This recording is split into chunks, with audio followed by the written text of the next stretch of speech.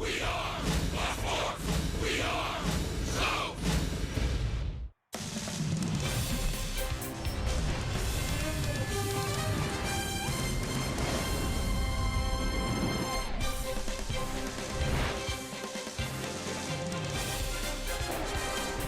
Welcome to the Friday Night Showdown.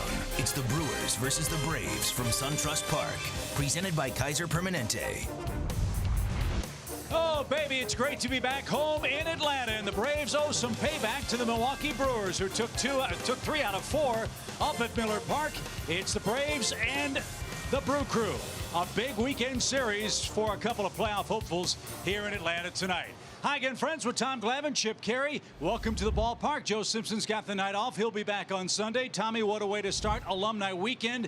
A big weekend of festivities. Great games ahead for Atlanta, which tries to build on a very successful road trip with their longest homestand of the season starting tonight. Yeah, big weekend. A lot of alumni guys in town, which is always great to see. And a ball club that's playing good baseball, and a ball club that needs to really start playing better baseball at home and take care of business here. Coming off a good road trip, 5-3 on an 8-game road trip. Ton of home runs. Starting pitchers were great. At home, been just okay, to be honest with you. 28-23 on the year, 7-10 in their last 17. So this big homestand, you got two teams coming in that are right there with you in the wild card. You got the Marlins coming in, who the Braves have had good success against. Time to take care of business here. 11 games in 10 days for Atlanta at home, and a special night for Kevin Gausman. He makes his debut as a Brave in SunTrust Park this evening, and he faces a Milwaukee club that is hitting a ton of home runs. Should be an exciting weekend. The excitement starts tonight. The Friday Night Showdown, Braves and Brewers, first pitch coming right up.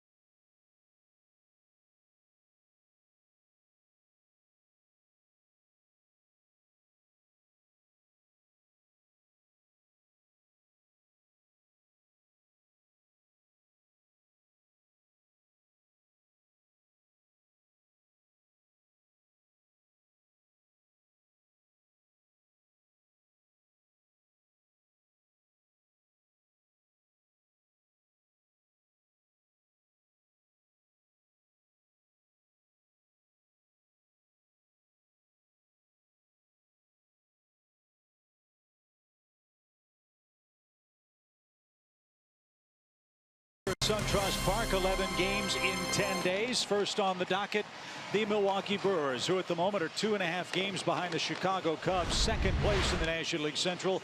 Tom, they took 3 out of 4 from Atlanta up in Milwaukee. They hit a lot of home runs, and they are a very different looking club here in Atlanta than they were just a month ago. Yeah, you see they're second in the Central, first in the wild card, so big series for the Braves in that sense, 12-16 since the middle of July. But their big additions, Shoop, Moustakas, and Soria, A lot of talk with adding those guys that where is everybody going to play?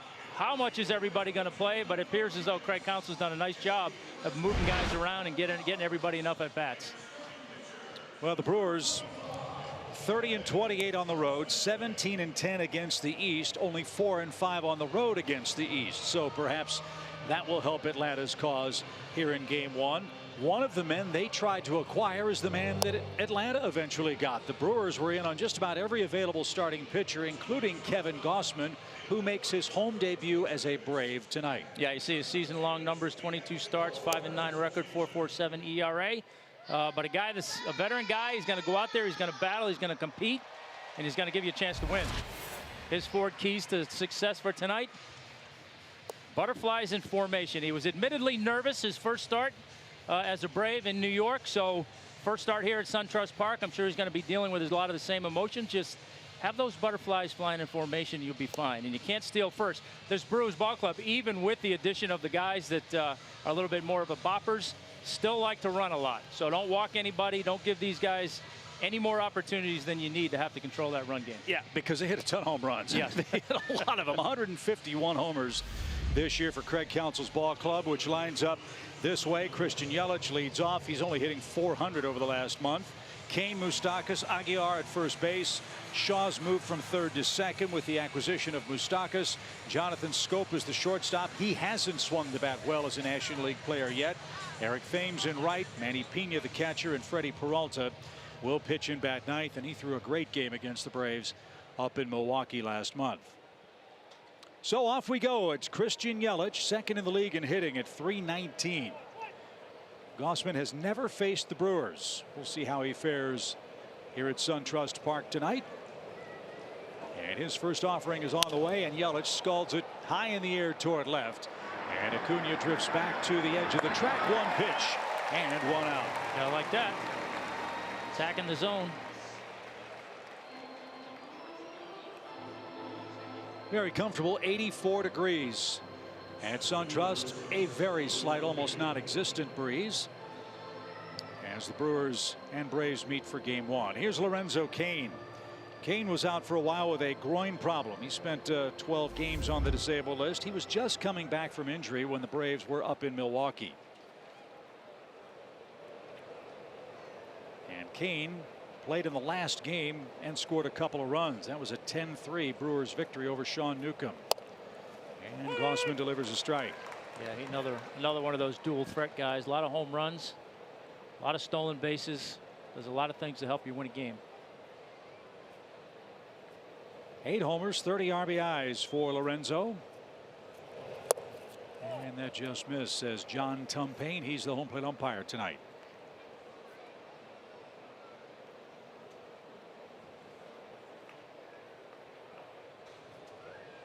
Cain has seen Gausman before. He's 3 for 5 against him from their days in the American League.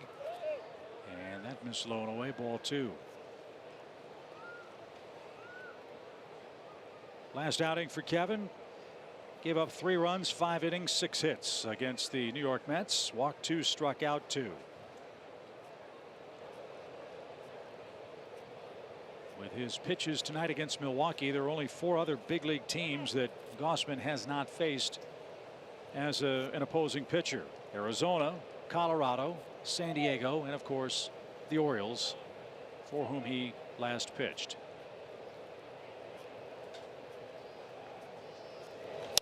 Line drive center. Ender frozen for a moment, but puts that away. 2 out. Cain hit it hard, but he's retired, and that brings up Mike Moustakas, the Milwaukee third baseman. Yeah, another guy that seemingly everybody in baseball was talking about trying to get. Certainly a lot of rumors as to different landing places, but ended up in Milwaukee, and I know they're happy to have him. I'm guessing, Tom, he's going to like hitting in Milwaukee a lot more than he's going to like hitting in Kansas City. Yes, I would venture to say that would be correct. 20 home runs with the Royals, 2 so far with the Brewers, and 6 RBIs. And that's downstairs at 94 miles an hour, ball 1.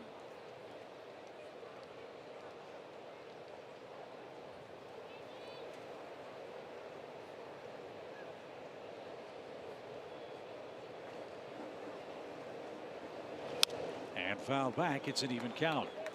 I think one of the things to look for too with Gossman tonight is second time out there, a little more familiar with the Braves system and what they're trying to do, and certainly has to be a little bit better chemistry between him and Tyler tonight as well.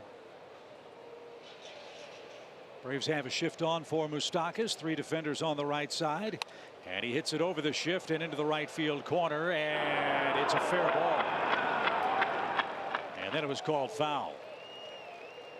Or no, it bounced into the stands. I beg your pardon. Thought I saw the umpire point foul for a moment. It is a double, a ground rule double. It bounced into the stands, so Moustakas has his second double as a Brewer, and he stands there with 2 outs. Look like a hanging splitter just inside the line. Bounds into the stands for a ground rule double. Yep, change up a little bit, and left-handed hitters particularly like that change up belt high. So here's Jesus Aguilar, the first baseman. 28 homers, 3 of them against the Braves in 4 games in Milwaukee. In fact, he had 5 hits against Atlanta. 3 of them left Miller Park. And that went in for a strike. This guy is a monstrous human being. I was going to say, I had not seen him, and I watched that series in Milwaukee, and my goodness, what a big man.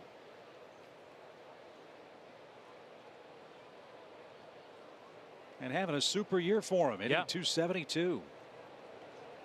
82 RBIs for him already. The pitch. Right there, a strike at 96. And for a big man, plays a good first base.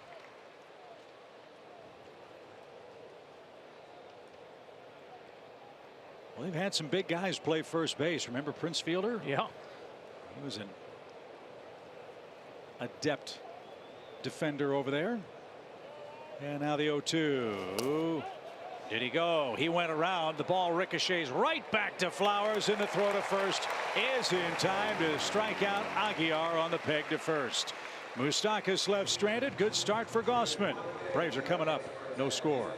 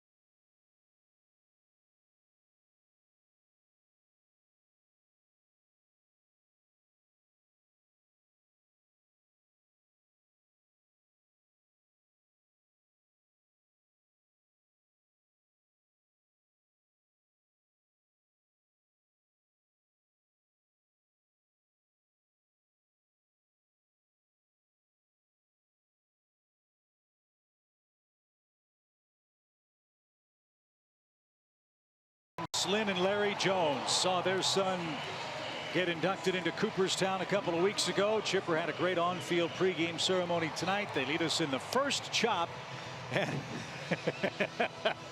Chipper saw mom and dad with a big tomahawk and had that recorded on his phone. Love it. And Chipper, we understand, is going to join us a little bit later on tonight as we celebrate Alumni Weekend here at SunTrust Park. Let's hope it's a winning night. Braves start action a game behind the Phillies. The Toyota starting lineup features red-hot Ronald Acuna Jr., who's homered in his last 2 games. Albies, Freeman, Markakis, Camargo, Inciarte, Tyler Flowers behind the plate. Swanson and Gausman 8th and 9th. And Freddie Peralta, very talented young right-hander, has the ball for the Brewers in Game 1. Shift on for Acuna as Peralta goes to work and misses ball 1. Peralta 10 starts on the year, 5-2 with a 3.5 ERA. A lot of strikeouts, mostly fastball. Mixes in a changeup and a curveball, but mostly the curveball. And on the road trip, Tommy, that's where teams have gone to get strikes on Acuna. Not necessarily the down and in strike, but the inner half. He's been frozen on the inside corner quite a bit. See if he can close that hole as he turns on that pitch. That might help. That one's ricocheted off a fan's hands. A Brewer fan couldn't make the play, and it's a 1-2 count. Well, I think, you know, with young guys, you're always going to try and find out first if they can handle off-speed stuff, because they generally get here because they can hit a fastball, and once they show they can do that a little bit, yeah, now you got to start finding ways to open up the plate, and that inside part is certainly going to be one of the first places to go. And he got the call on the outside corner. So in and out, up and down takes care of Acuna. He strikes out to start the night. As Peralta, with some pinpoint accuracy, has his first out of the game. Yeah, good pitch down, borderline. Probably got the benefit of the call on that, but certainly a good pitch. And if he can make that pitch all night long, it's going to be a long night. Well, it was up in Milwaukee on July 6th. He threw a 3-hitter over 6 innings against the Braves and gave up only 1 run. And here's Ozzie Albies, the Braves second baseman, batting .276. Bit of a dry spell for Ozzie. He's got 7 hits in his last 32 tries. As he takes ball 1. Another shift for him. Moustakas is telling Shaw to come in 3 or 4 steps, and he does on the right field grass.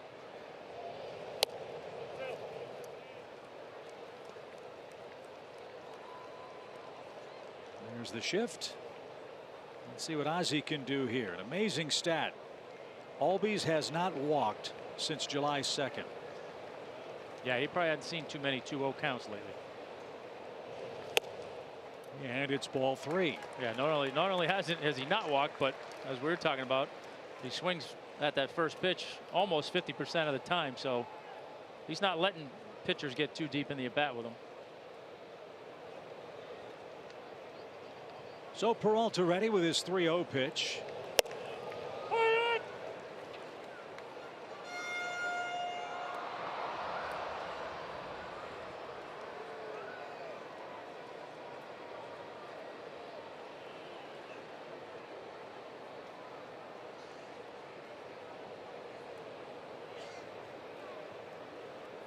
And now the 3-1 is fouled back.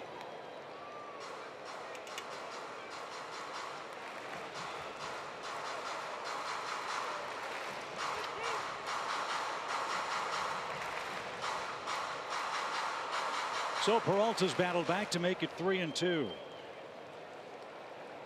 He'll issue a walk or two, 28 of them in 53 plus innings.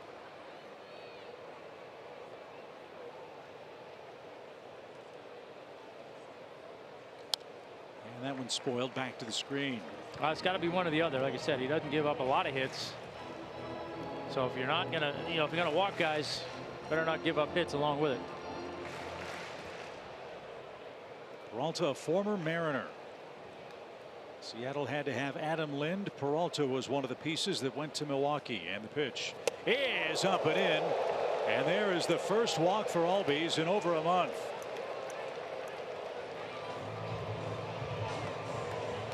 How about that? So 1 on, 1 out. See, all we had to do is talk about it, and it jinxed him. Perfect. He almost got his nose jinxed. Yeah. There's probably a part of him that still wanted to swing at that pitch, but. So Freddie Freeman's the batter. Might recall when Atlanta saw Milwaukee last, it was the 3rd stop on a very difficult 3-city road trip. It started in St. Louis. The Braves then went to Yankee Stadium and then on to Milwaukee. You might also recall that on that road trip, Freddie Freeman really had a tough time at the plate, but he started to heat up against the Brewers, and he hasn't stopped hitting since. Right now, the Braves first baseman's riding an 11-game hitting streak and batting .364 in that stretch. Yeah, you never know when something's going to click, and clearly something did in Milwaukee. And that That's outside. So Freddie's good work as our Georgia Lottery hitting the jackpot. Here are the numbers during this very impressive offensive run. Yeah, as you said, 11-game hit streak, 364 average, 904 OPS. Bunch of extra base hits and runs, so he's been doing it all.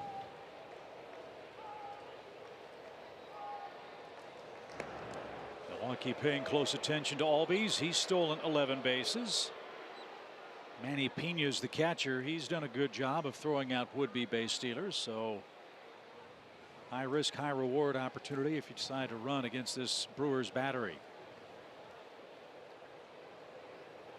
Good lead. The pitch is outside, ball 2. I would think, Tom, that Freddie is such a difficult guy to face because he has the ability to draw walks, but he also has the great ability to ambush pitches early in the count. Yeah, he does. You don't know, you know, he's not one of those guys that you can say, well, he's going to take a strike, you can get into the count, or he's going to swing first pitch. You know, Freddie's one of those guys that varies it. Like, you know, like we were saying with Ozzy, swinging at 47-something% of the time on first pitch. Well, there's a guy that, okay, he gets in the box, it's 0-2. I'm not throwing you a fastball down the middle for strike 1 to get into the count. With Freddie, you don't ever quite know, so it lends a little bit of doubt in your mind as a pitcher, you know. And oftentimes you'll say, "Well, I'm gonna be careful, and I'm gonna start him with off-speed pitches," and next thing you know, you're behind. And then his ability to hit the ball from line to line, right? Whether or not there's a shift on has to be equally concerned. Well, it is. Yeah, I mean, you saw that. At least I did. I saw it a couple times there in the Mets series, right? He got that one off at DeGrom where he just fought it off his knuckles, and then there was another at bat where he hit a line drive that way. So I mean, yeah, as a pitcher, you know, you get, for me, 2 strikes. I'd hate to see my third baseman playing shortstop with Freddie, because you know you can make a good pitch down and away, and he's gonna shoot it over there for an easy base hit. Peralta's had to work hard on this muggy night. 15 pitches so far. 2 balls, 2 strikes. And popped up. Long run. Peralta's going to join the chase. The pitcher is there. And the ball drops between Peralta and Scope. There's a case where the shift helped the hitter. Well, I mean, for me, if I'm Peralta, I'm taking charge right there. You see your third baseman's over at shortstop. He's got to run a mile for that ball. Just take charge and get after it. Once you start looking at one another, nobody's going to catch it. Are you saying that because he's the better athlete? Well, in this case, he may not be, but if I was on the mound, absolutely. That's an easy out, right? Chipper, get out of the way. Chipper, I got this. 2 balls, 2 strikes. Swing on the house for Freeman. And again, the first.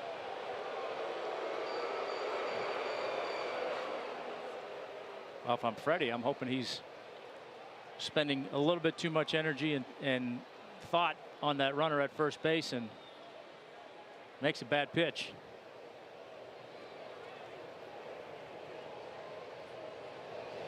Line drive the other way, but caught by Yelich. And Albies has to hustle back to first. That ball very nearly crept into the corner. Well struck, but Yelich a nice running play for the second out. Yeah, good pitch, good piece of hitting, but just a good play by Yelich. Great outfielder. Certainly could be playing center field. And you see the advantage of having him over there in the corner, in his range went a long way to make that catch.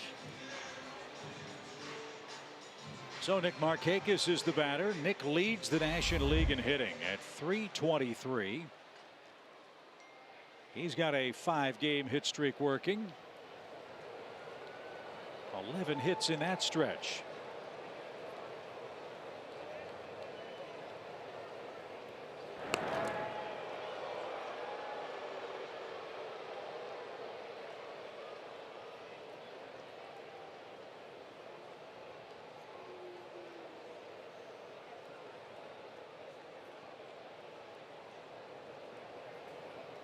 Very short lead at first for Ozzy, and the pitch is a strike.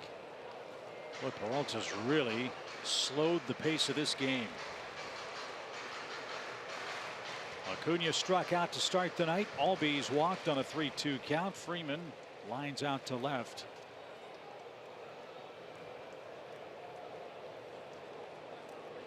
And now Nick awaits an 0-1.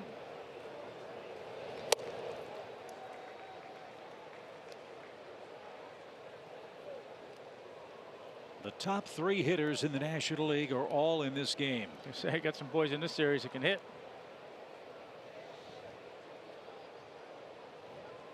Yelich is 0 for 1.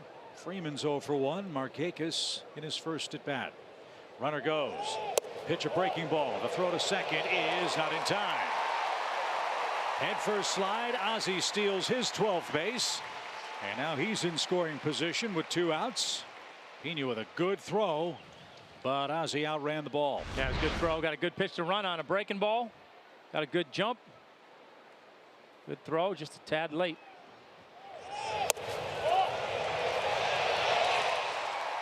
Brewers are taking a look. And clearly, Albies beat the play. So a hit means a run, perhaps. Markakis has done great work with 2 outs all year. So have the Braves. 214 2-out runs.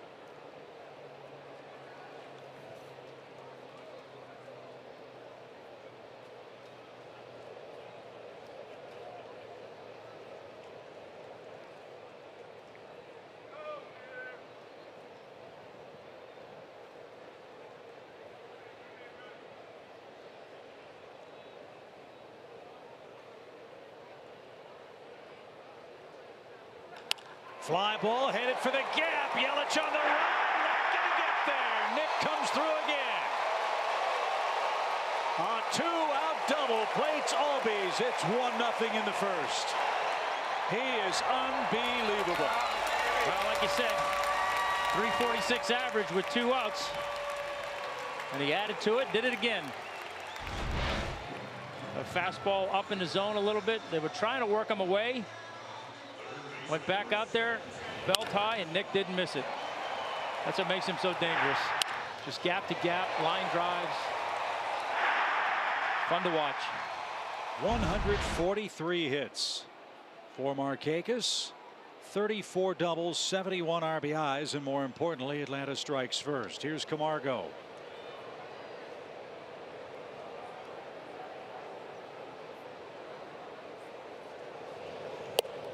That missed high from Peralta. Ball 1. Camargo leads the team in RBIs since June the 1st. 35 of his 50. He's also hit 9 of his 13 homers in that stretch. Atlanta's cashed in a walk to Albies. Ozzie's first walk in over a month. And he scored his 22nd first inning run to give the Braves the lead. As good as Peralta commanded that fastball down on the way to Acuna, he's had a tough time doing the same to the left-handed hitters. That's lined over third. That's going to get down. That's going to score another run. Camargo's headed for 2. It's the daily double for Atlanta. It's 2-0. 51 RBIs for Camargo.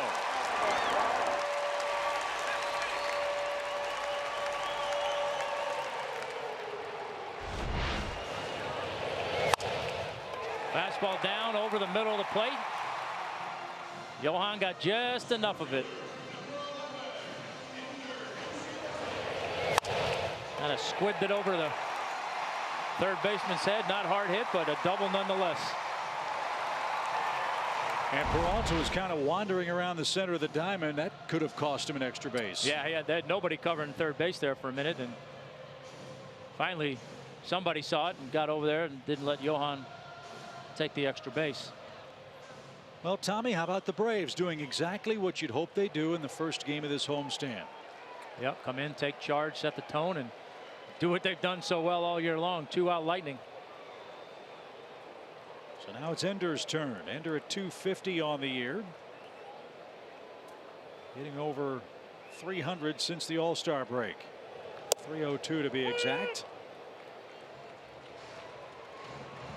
And these first inning woes kind of play right into what Peralta's, the struggles he's had in the first inning this year. 9 runs allowed and 11 starts. So Braves are adding to that. Yeah, 9 of his 23 total. So no balls and a strike for Ender. And I know you've been asked this a million times. Does it become a self-fulfilling prophecy after a while? Sometimes it does, yeah. I mean, I think you can't help but go out there and kind of do the psychology 101 no, which is, okay, don't go out here and have a bad first inning. Right. You know. Downstairs, ball 2. So what do you do to try to change that? I mean, how do you alter anything, or do you just?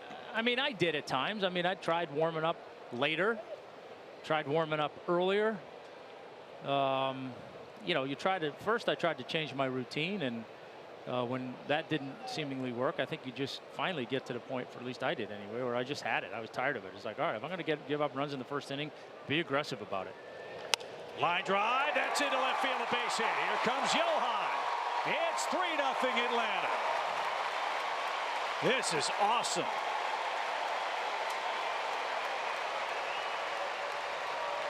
Remember, Peralta gave up 3 hits against the Braves in 6 innings. He's given up 3 2-out hits here in the first inning. Well, his location hasn't been anywhere near as good as it was the last time the Braves faced him. And look, these guys have scouting reports. Obviously, they know he throws a lot of fastballs to begin with. And you come out here and you see Ender's numbers in his last 17 games. Been very hot. But you come out here, you throw a lot of fastballs. You're not commanding your fastball. And, oh, by the way, you're not getting your secondary pitches over either. So that's bad formula. So Ender's our SunTrust confidence player. He had 1 hit against Milwaukee up north. He's equaled that in his first trip tonight. Tyler Flowers, huge game in Washington on August 8th.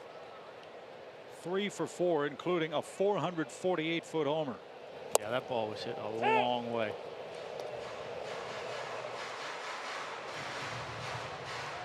We were talking to the Washington people, Tommy. They said, we can't remember any right-hand hitters hitting a ball where Tyler hit it. Yeah, almost out of the lower bowl out there, right? Just 2 rows from their plaza. That was an absolute missile. No balls, 2 strikes. Sharply hit towards Scope. He'll flip to second, and a great first inning for Atlanta. What a way to start Alumni Weekend, just like the good old days. 3-0 Braves after 1.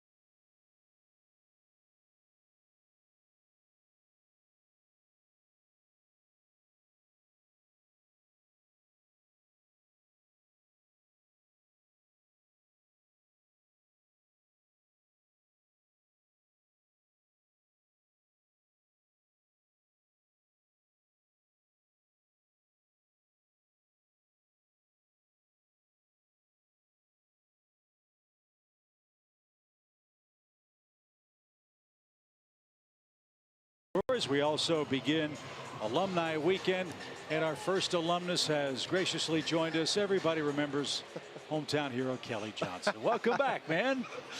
Thank you. Now, you said something a moment ago before you came upstairs.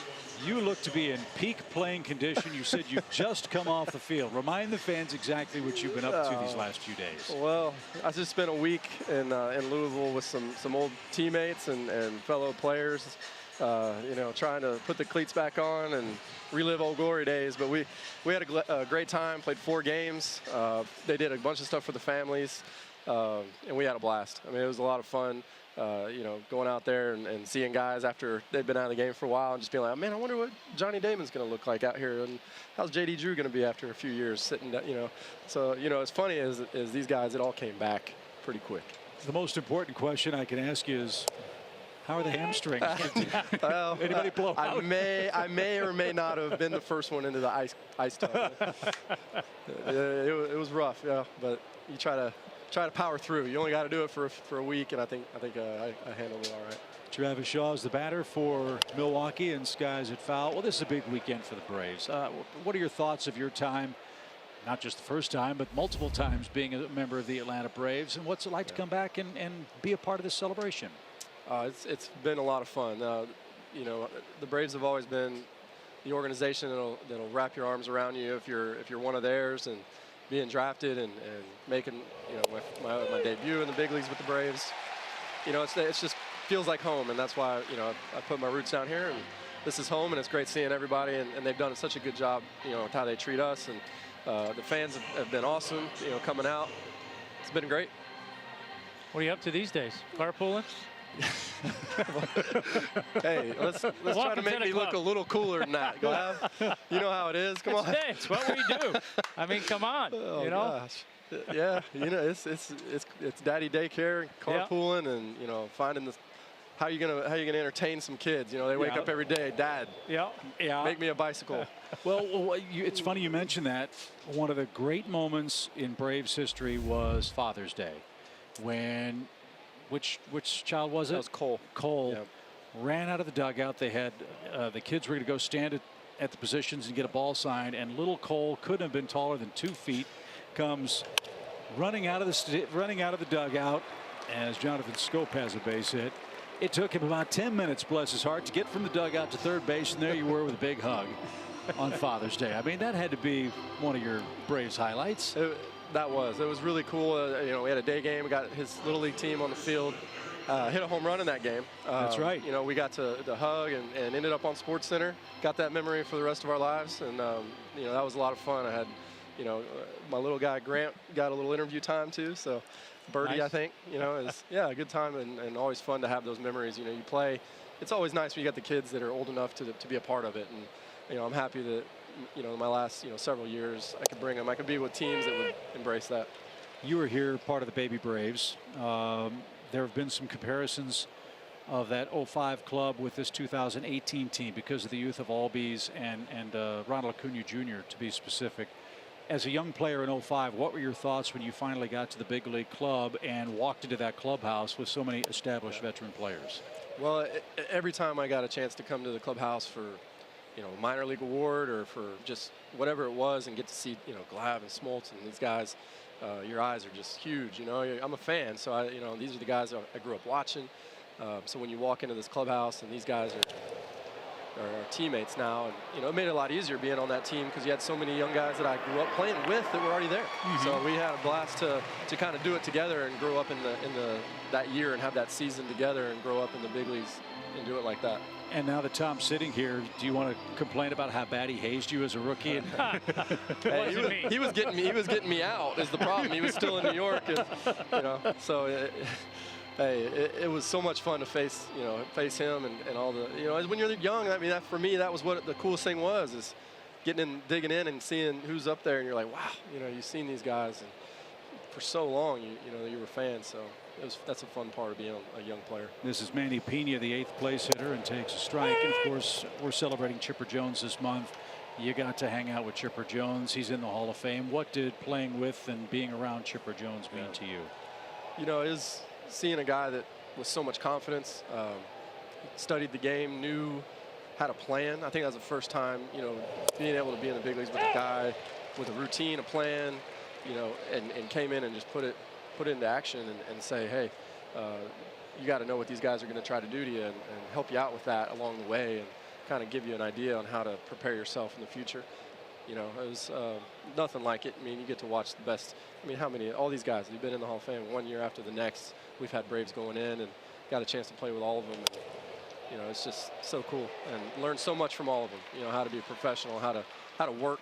Got to work out with Smoltzy in the off season some, do his program, play basketball. So cool. I mean, just couldn't do it any better, you know, for a young guy. And of course, Bobby Cox.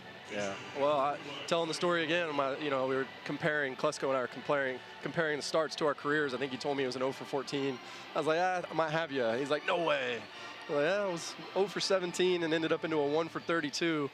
And if it wasn't for a guy named Bobby Cox saying, hey, we're going to play you. I like what he's doing. He's still having good ABs. And, you know, let's see what happens. And I was able to fight out of it. And, you know, without that confidence, I mean, you got to figure if he wasn't who he was and have that security, and another manager might have said, give me somebody else. I think I might have done the manager's show when you were 1 for 32, and I said, you're going to keep Kelly in there. He said, Kelly Johnson's going to play because he can hit. Yeah. And, yeah, he believed in you.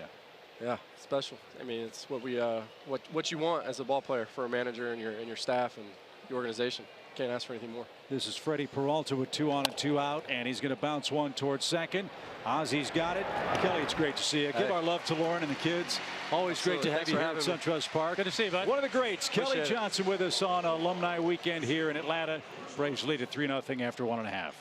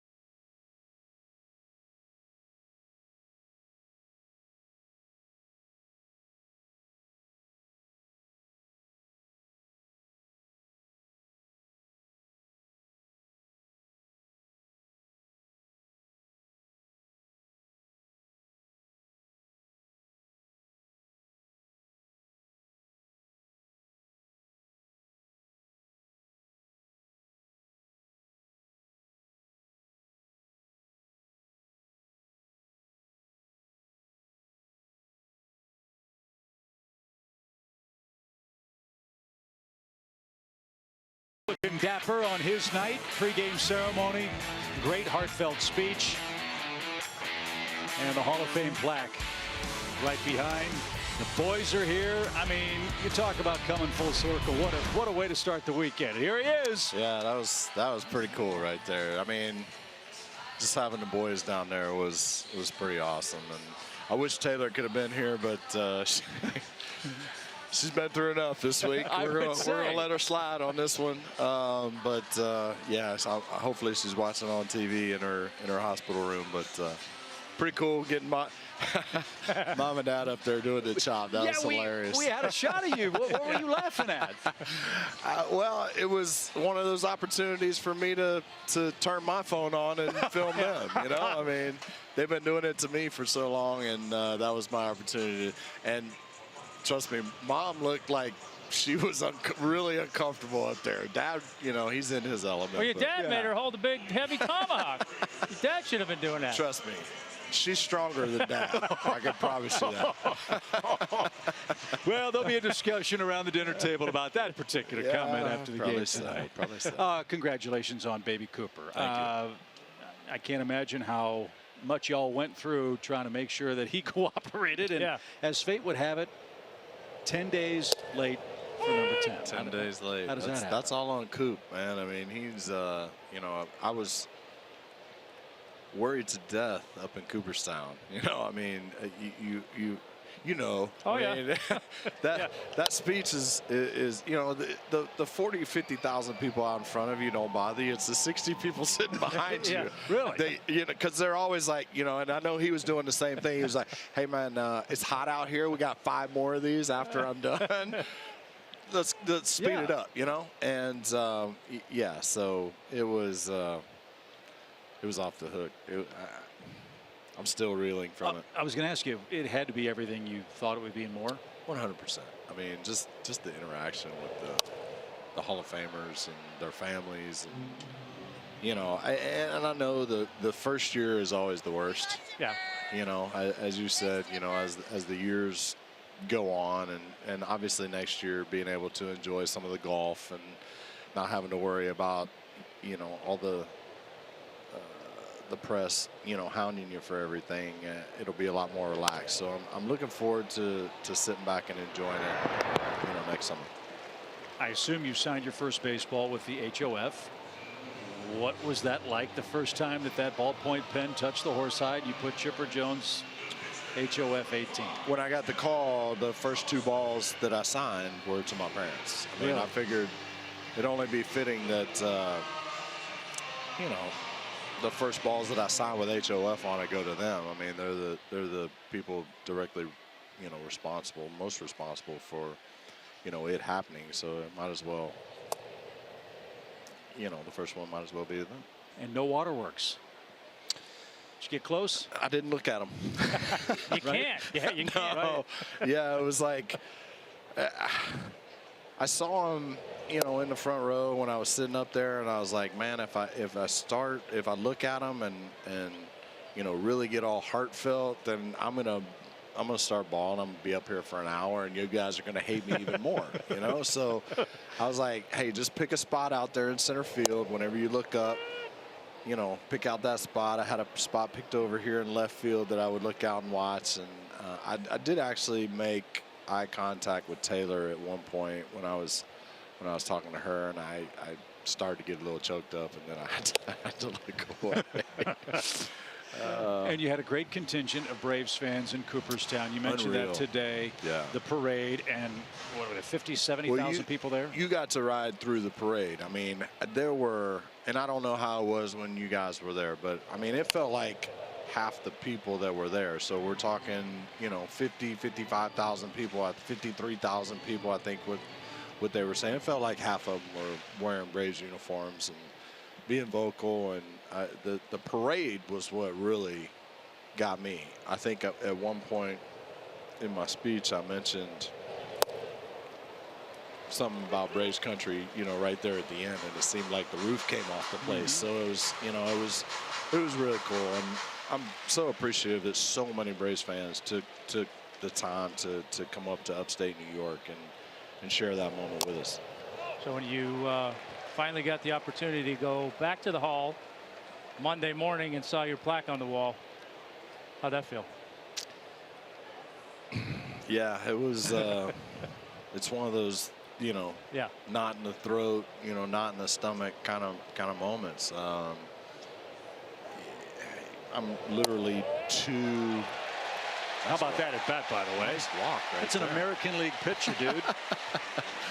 Yeah, it's one of those moments you just can't describe. I think I had so much of my family there around me that if I'd have been by myself, you know, maybe just me and the wife, I'd have gotten a lot more emotional. But it was kind of one of those puff out the chest kind of moments where I was, you know, showing my kids, hey, Daddy done good, you know. That's pretty cool. Well, we do have a bone to pick with you, though, as Gossman's at first base with Ronald Acuna up there. 3-0 Braves after 1 inning at the plate.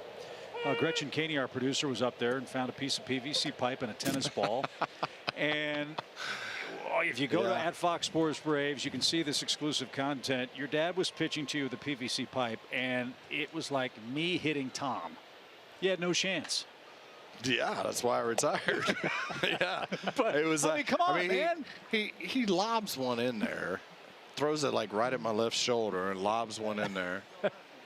And then the best pitch he throws the whole time is to Tommy, and Tommy almost goes yard to right field at Doubleday Field. Uh-oh. Acuna drives one toward left, but Yelich is going to make the play in left center for the second out. And of course, Tommy shows me up at my own game, and you know, it's just. Look, seriously, we playing slow pitch softball here. Throw a little hair. Throw Randy Johnson out there, please. Yeah. Throw a little hair on it. Well, fortunately, his BP must have been a lot better when you were a kid. So at least you had that going for you. JT liked the first pitch. He hit a rocket to right field. But that had to be, look, it's a fun moment, obviously, Yeah. but that had to be a surreal moment, too. Here you are 40-some-odd years later. Tennis ball, PVC pipe, at Doubleday Field. For he and I to have a tennis ball and a PVC pipe, which is how I learned the game, at Doubleday Field in Cooperstown, New York, was without a doubt, I guarantee you ask him right now, that was the highlight of his life. I mean, despite marrying mom and my birth and all that kind of stuff, that was the highlight of his life. And for him to be able to throw a pitch that didn't tell me, you know, that's another one. You know, I mean, he's including another Hall of Famer in you know, our game, the game that really developed who I became. It's pretty cool. And you're right. Tommy hit a missile. He did. Tommy's a big dude. It's a big boy. I mean, yeah. You know, I don't think people really. I'm a big guy. I'm 6'3". You know, now I'm 230. I was probably 225 when I was playing, but this guy in that brawl in 1993 in Richmond, Virginia, he threw me around like a little rag doll. Now, granted, I was probably 6'3", 190, 95 pounds, but when I say that the hand of God had me around the neck, I'm not kidding. I knew when I was beat, and he had me beat. It was pretty cool. Ozzie the batter, a ball and 2 strikes. Braves got 3 in the first inning against Freddie Peralta. Ozzie drew his first walk since July 2nd and scored the first run on a Nick Markakis double. The pitch is cut on and missed. Chipper, congratulations again, man. It's Thanks, great buddy. to see you. Yeah. And congratulations, Taylor. Way to go. We can't wait to meet Cooper. On all accounts. Thank you. 3-0. Atlanta has the lead. We're here with Chipper Jones, Hall of Famer.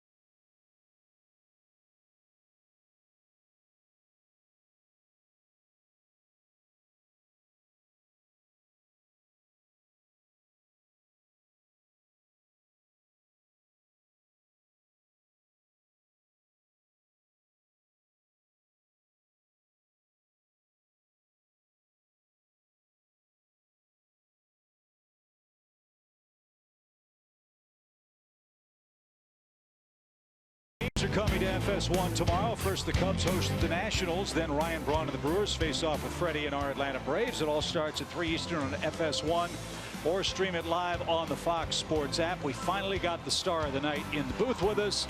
Tom Verducci will be calling the game tomorrow on FS1 is with us. Tom, great to see you. Welcome to SunTrust Park. Great to be here. It's not too bad following Chipper Jones in the lineup. Not bad, right? Not too shabby. Well, your thoughts nationally on the Braves. Here they are, Tom, a game out of first in the East. Yeah, I'll admit I'm surprised. I knew they'd be better this year, but especially carrying now this deep into the season, legit playoff contender. I got to tell you, I really love the way this team plays, especially offensively. And we saw a little bit of that in the first inning. Put the ball in play, move the ball around the field, use the opposite side of the field.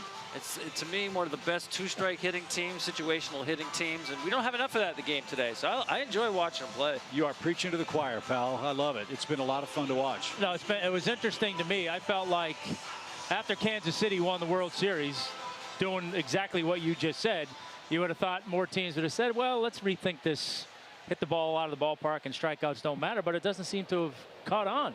No, it doesn't, but you know better than anybody, Tommy, especially when it comes to October, when you see nothing but good pitching, you've got to fight off strike 3 and put that ball in play.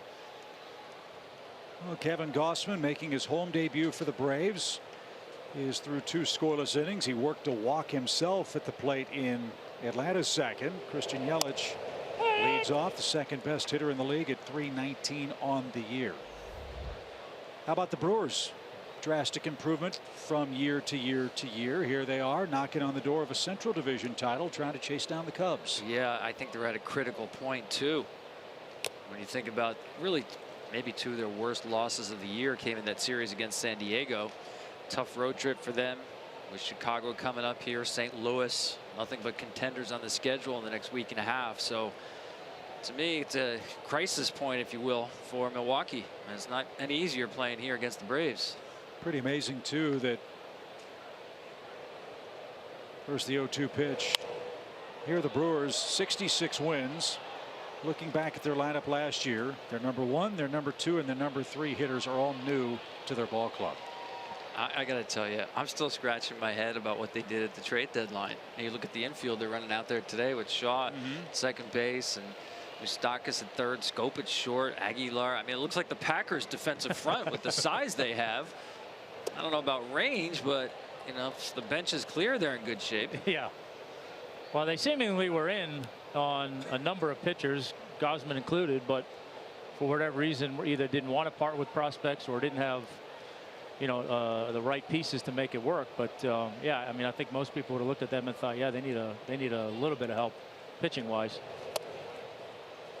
Yeah, I still like this team. No, I think again they'll be in it the rest of the way. They've really improved overall, I think, defensively in the outfield. This guy Yelich to me is, I don't think he gets mentioned enough about what a star player he is in this game. And of course, Kane gives you Gold Glove caliber defense in center field. Their outfield defense has been outstanding. And a swing and a miss. Yelich is 0 for 2. He came in as one of the hottest hitters in baseball. But a good start for Gausman. Gets the Milwaukee leadoff man on strikes. He's got 3 of those. And there's the first out. A lot of fans don't know much about Kevin Gausman in our part of the world. Tom, you've seen him a lot in the American League East. What do you think the Braves saw in him that made him such an attractive trade target? He's always had a really good arm. I think you can make the case he's actually underachieved a little bit, but that's part of pitching in the AL East in Camden Yards. You see the split change there. It's always been a really good pitch for him. I was just thinking before how excited he must be about the change of scenery. Picked up a lot of games in the standings. Yeah, like 40. Yeah. Goes to the National League, and I'm thinking last inning, he's got first and second, 2 outs. And thank you, the pitcher comes up, right? And you got that bailout spot in the 9-hole. And that's, believe me, that makes a big difference for a guy who spent his entire career in the American League. Well, he's making his first start at his new home tonight. And he's got a 3-run cushion. Now he's got a ground ball to short. Atlanta's infield defense has been excellent all year long. No exception there for Dansby Swanson. I wanted to ask you about Freddie Freeman, who's going to come up in the 3rd inning. Fans in Atlanta know how good Freddie Freeman is. A lot of fans in our town, and I'm one of them, thinks he's a legitimate MVP candidate. As you know, the Braves haven't had much success on the field before this season. Has that stunted the national perspective or understanding of how special a player Freddie Freeman is in your estimation? Yeah, I think so. Someone just asked me the other day about MVP in the National League, and first thing I said was it's too close. I don't think there's any one candidate you say that's the guy who's ahead of the field. But Freddie Freeman, if I had to pick one guy, would be my pick right now. Really? I do. I think, you know, he gives you a quality AB every time at the plate. Younger guys around him for the most part. And I think you guys know better than anybody what his leadership means to this team. Solid defense at first base. Yeah, I don't think you can go wrong. Broken bat pop left side. Johan Camargo is going to handle that. And Gausman has a 1-2-3. Tom, thanks so much. Can't wait to hear your call tomorrow night. Yeah, it'll be fun. Great Thanks, to see guys. you. Tom Perducci will be working on you. FS1 tomorrow as the Braves and Brewers meet in Game 2 of the series.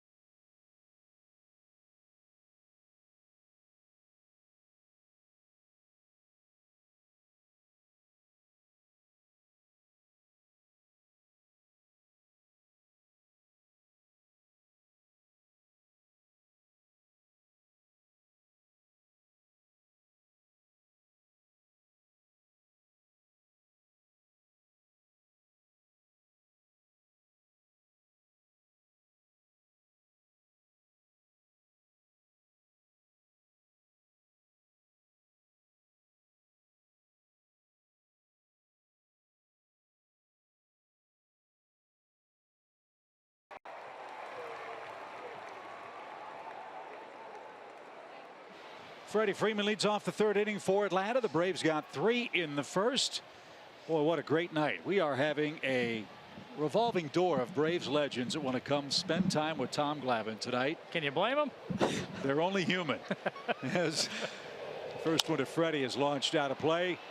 Let's welcome back Chris Medlin is back in town. Looking good, kid. Here I am. Hey, thanks, guys. And he's become a TV broadcaster all of a sudden. One and done. I don't know. This is number 2. This is a big spot for me. It's a tryout. We'll see how it goes. You did a game earlier this year, and after you decided it was time to put the baseball down and pick the microphone up, how did you like it? How did you enjoy it? I liked it a lot. I mean, I think I'm rarely smart about things, but I feel like I've done this for a long enough time to where I had info on and input on things. So. Not being smart, you will fit right in if you want to be a play-by-play guy. You'll have no trouble whatsoever.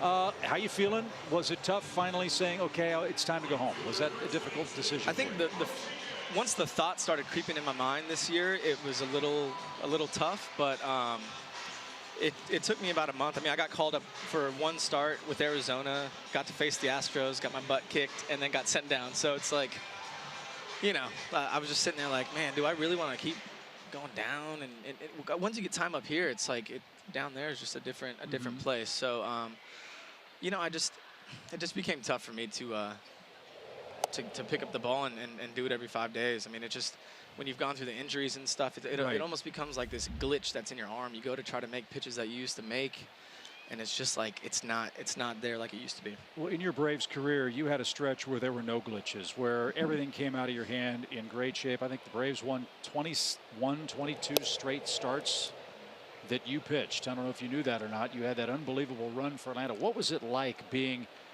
that successful and being a go-to guy when the Braves were fighting for a postseason spot? You know, I absolutely loved my time here. Obviously, you know, I had some success here, but with the injuries and everything, it kind of put a damper on it because I wish I could have done it longer. But, you know, overall, it was just, I just went out and competed. I mean, you know, like when you have good stuff, when you don't, you still got to at least compete and try to locate and rely on your infielders and all that stuff. I mean, the game's kind of evolved into like this big strikeout game and home run game, but I think guys who can pitch can still pitch even in this environment. So a world that everybody's throwing 95 plus and top of the zone, not bottom of the zone, which is what we were coming up. So I don't know. It's a different game now. It was fun watching your changeup, which I know Tom appreciates. Had a great appreciation for that, yes. As Nick Markakis bats, 3 balls and a strike. He doubled home the first run, scored the second one. Braves jumped all over Peralta with 3 in the first. And that's where we stand so far, and it's another walk. As we told you, Peralta will walk you. That's 3 already tonight to go along with the 3 hits and the 3 runs. And Johan Camargo will be the batter. Had you been to SunTrust Park before tonight? This is my 3rd time.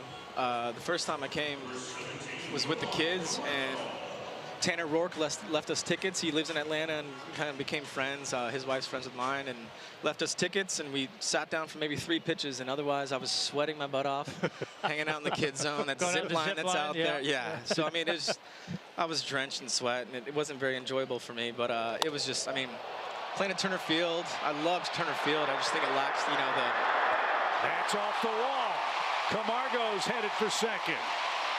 And they'll be at second and third with 1 out.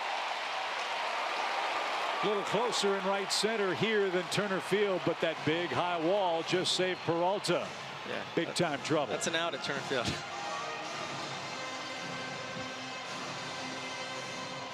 So did you ride the zip line, or did you just watch the kids? I did not ride, and my son was too light to ride it. But Tanner's daughter's got to ride it. So yeah, it was. It's a cool. I mean, you walk in this place. There's a lot going on. I just love it here. It's great. And it's alive because the team's playing well again. Exactly. Yeah. I mean, a couple years of kind of just trying to figure some things out, and you keep drafting well, which is what the Braves have always done, and you start getting these young guys up here that can absolutely produce, as what we've seen this year. Infield in for Ender, who's got a base hit tonight and an RBI already. 3-0. Braves threatening for more as that misses upstairs. Do you have a Tom Glavine story that you can say on air? Do you have anything that pops into your in your mind? Not really. I mean, See, I'm a good guy, no. Chip. I mean, one of the coolest things I ever got to do was golf with you. I mean, we got to golf at Hawks Ridge with Moilo. Okay, yeah. That was cool. I feel like your golf swing was a lot like your pitching motion. It was just like nice and easy and just like a lot of similarities there. putting it wherever you want to on the course. I was blown away. And how about Peter Moylan? He's back with the Braves. Yeah, no, it's insane. It's insane. Yes, it is. Yeah, he's 39. Yeah. He's 39. Yeah. I mean, I love it. I feel like the Braves have always done a good job of kind of rallying the fan base around their players and stuff. And when they bring these guys back, I mean, Kelly's bounced from the Mets to the Braves about 14 times too. So I mean, it's exciting when you get some guys coming back. And you two as pitchers, I'm sure you can't believe the persistence and the unbelievable force of will that Johnny Venters has dealt with. The 3.5 Tommy John surgeries, and he's back, and the sinker is back. It's not 97, it's 94, and it's still really good. Man, we all know, we all saw him. I mean, even listening to some of the hitters talk about him, it was just like, I feel like he was Zach Britton before Zach Britton. Just power, 98, 97s, like you said, just real unique. And I mean, some hitters just don't pick up. Well, I'm sure you've heard the Brian McCann story. Johnny Venters' first game is against the Phillies, and he's facing Chase Utley. And he throws a 97-mile-an-hour sinker that's called a strike, and Chase Utley looks back at Brian McCann and says, "What the blank was that?" Yeah, I think there was a lot of that going on. Yeah. I saw Ian Desmond swing at a 98-mile-an-hour sinker. I remember it because Johnny always played it. He's like a very humble, doesn't like talking about himself, but if he like would call you in the film room and be like, "Dude, this is the best pitch I've ever thrown." It was 98 in front of the plate, and he swung at it like it was a fastball down the middle. That's a gapper, and that's going to score 2 more. Ender's thinking about 2. The throw is off target. And the Braves are running, rocking, and rolling here in the 3rd inning. It's 5-0.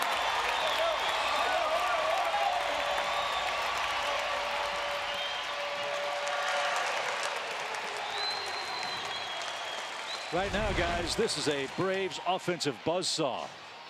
Yeah, another fastball up in the zone. He's had trouble all night long on that side of the plate. Elevated a number of them, and Ender didn't miss that one. So his good work continues after the All-Star break. 2 hits, 3 RBIs for Ender. And Tyler Flowers is the batter with 1 on and 1 out. Visiting with Chris Medlin here for Alumni Weekend. Great events all weekend long. Did they try to twist your arm to play in the softball home run hitting contest? No, somehow Huddy snuck in there. I mean, I wouldn't expect anything other, but I know they're moving the fences in. They're having shorter fences. Yeah. But no, I'm only here for today. Oh, really? I committed to the Royals Alumni Weekend, which is cool. Same weekend. They're honoring the '85 World Series team on Saturday, and then the 2015 team, which I was fortunate to be a part of, on Sunday. So we're heading out tomorrow, and cool. we're gonna do that. That'll be fun. Look at that guy. He's one of my favorite teammates of all time. That's yanked foul and out of play. Maybe the greatest practical joker in baseball history. Yeah, no, he's a character. Yeah, he's a lot of energy, even for an old guy. Caught him towards the end of his career, but yeah, no, he definitely made an impact on my career and how I approached the game and how to prepare as a big leaguer. I mean, like I said, I caught him towards the end, so he wasn't moving as fast and technically like working as hard, but it was more recovery stuff. But to watch him pitch and watch what he can do on the mound, it was unreal, and you had nothing better to do but go out there and try to do what he did. That's the thing that struck me about your guys and your teams. Tom was a part of that too. Was not only the competitiveness against an opponent, but the friendly competitiveness that you had with each other. If Tom went out and threw a 5-hit shutout, you wanted to go throw a 4-hit shutout, and that healthy competition was really fun and exciting to watch. I mean, Tom was obviously part of a certain type of rotation, but Sure. I think if you're part of a rotation, everyone, I feel like everyone's obsessed with these like aces and aces and aces. It's just like, for that day, you are the ace. Like, you need to go out there and you need to compete and do your job. And I think once you get that kind of attitude going, it's like every 5 days or every day you have somebody who's ready to compete and ready to battle. I feel like that's what we had for a few years when I was here. It was, consistent baseball based around pitching and defense, and we were able to do some cool things. But couple playoff losses, a little infield fly action. We're not going there. We're not talking about that. Yeah, I was signing autographs, and a fan brought that up, and I was just like, get out of my face, man. It was an infield fly. So what does Chris and Nikki and the rest of the Medlin family have in store next 5-10 years? What what interests you? What do you want to do? Do you want to stay in the game? I love the game. It got to a point where I just didn't like being a baseball player, but I still love the game. I mean, I planned on getting home and not watching baseball and doing it. I watch every Braves game at home. I watch some Diamondbacks, just guys that I know and you kind of root for. I mean, Moose, Locaine. It's just, I just love the game too much to just like cut it cold turkey. So little chopper hit towards Scope at short. He'll throw on the first in time.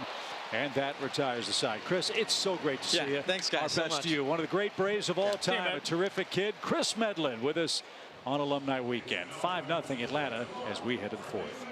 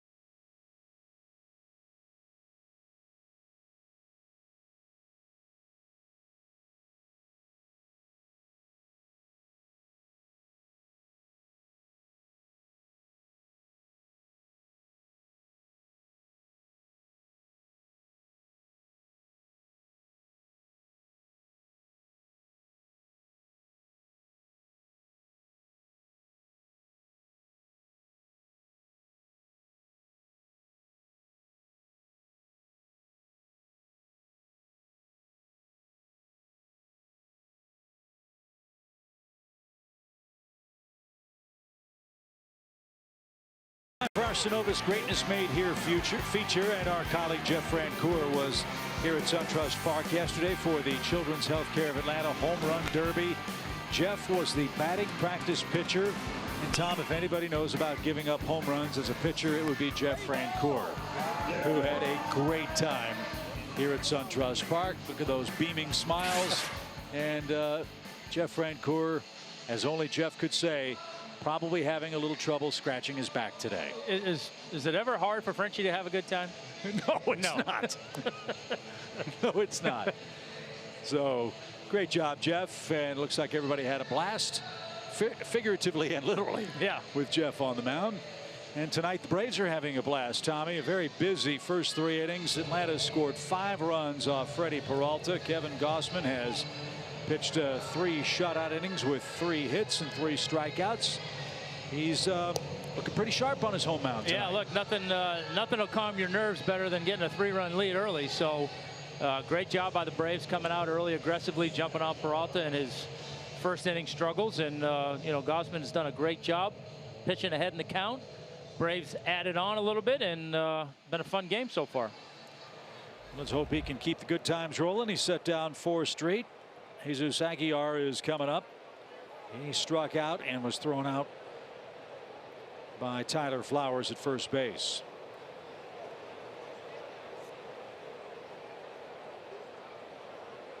So Frenchie was watching apparently, and said his right arm's not working too good right now. Yeah, I'm very confident of that.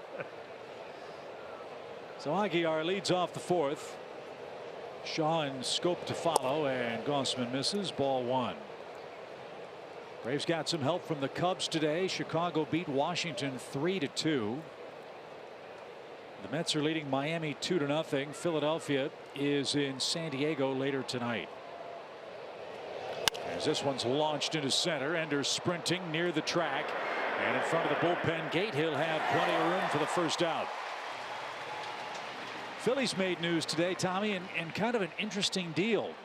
They acquired the Marlins starting first baseman Justin Bour. They already have Carlos Santana to play first base, so an interesting acquisition by Philadelphia for the stretch drive. Yeah, similar to what we talked about earlier with Milwaukee and some of the moves they make, and that Tom Verducci alluded to as well. You have all these guys. Where do they play? When are they going to play? Same thing there. I mean, yeah, he's picked up a lot of games in the standings, but I'm not sure how happy he's going to be sitting on the bench all the time. But if he can play first base on a spot start basis, he certainly has a chance to be a big time pinch hitter for them. Yeah, especially that's at Citizens Bank. Sorry, yeah, that's a big weapon to have coming off the bench for you. Travis Shaw struck out his first time and is quickly behind 0-2. This was one of the interesting moves, as you talked about. Shaw's going to play out of position at second base. He's never played second base anywhere. And he's played all right. In fact, the Brewers are 5-0 when he starts at second base. But he's in the lineup because he can hit. 23 home runs, but he's 0 for 2 tonight as Gossman has his 4th strikeout and is set down 6 straight. Yeah, like I said, I mean, I think most people will kind of look at what the Brewers did on the surface and kind of scratch your head a little bit because, everybody was in agreement they needed help in pitching. But, well, if those deals don't materialize, you got to do something else to help your club. And then, I know they're in on Moustakas early, and that didn't happen. They went out, and got some other guys, and then revisit the Moustakas thing. And, next thing you know, you got a whole bunch of guys. But, hey, I think it definitely improved their ball club. But it's going to be a little bit of a challenge to kind of figure out where everybody plays, when they play.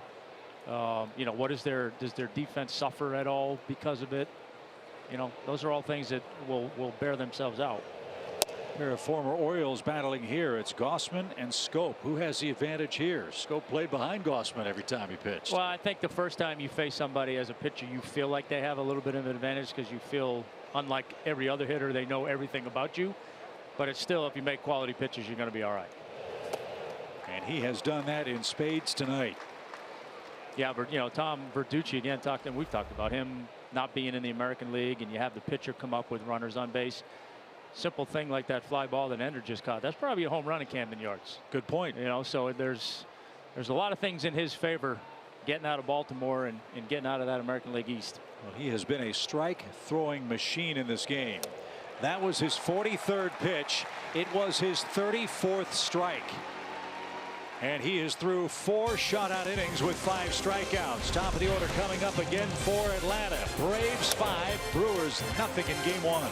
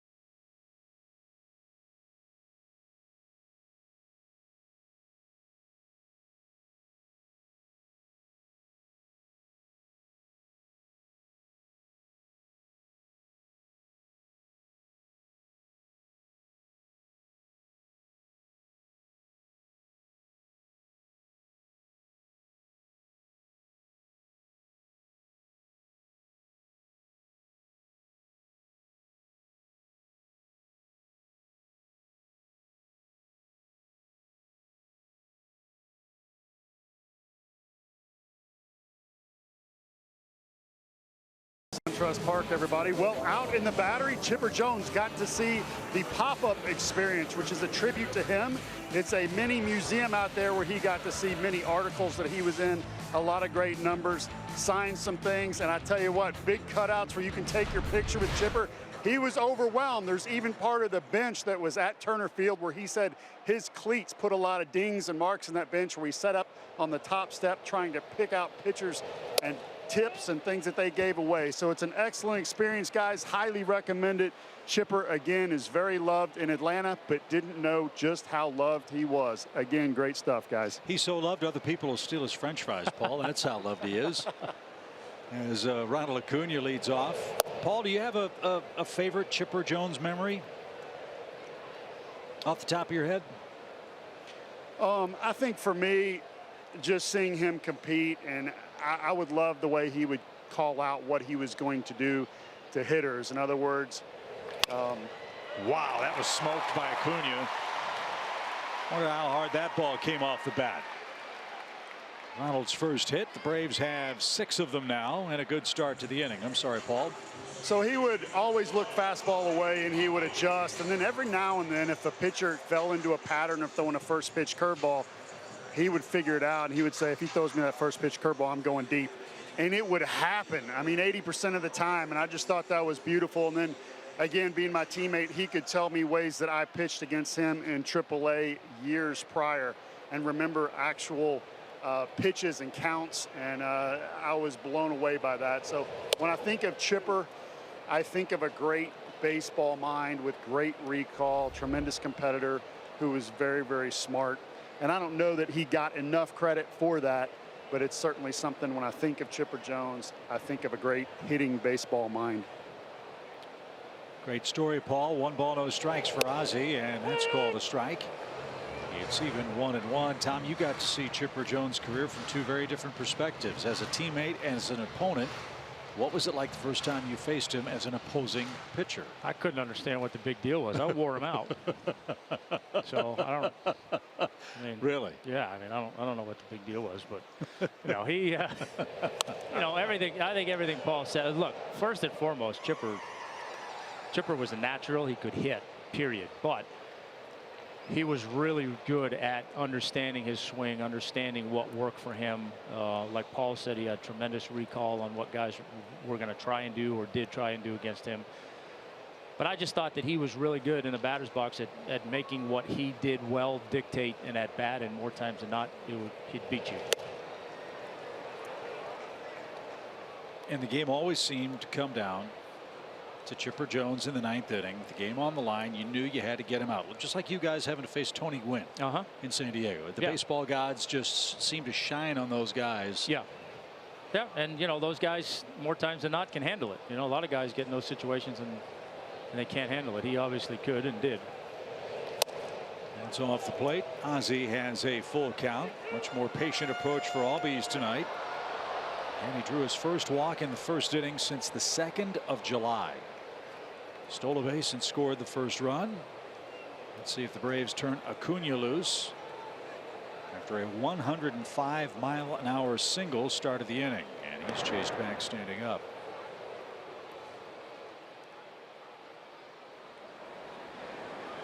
Jordan Lyles, who was acquired on a waiver claim from San Diego, is getting ready.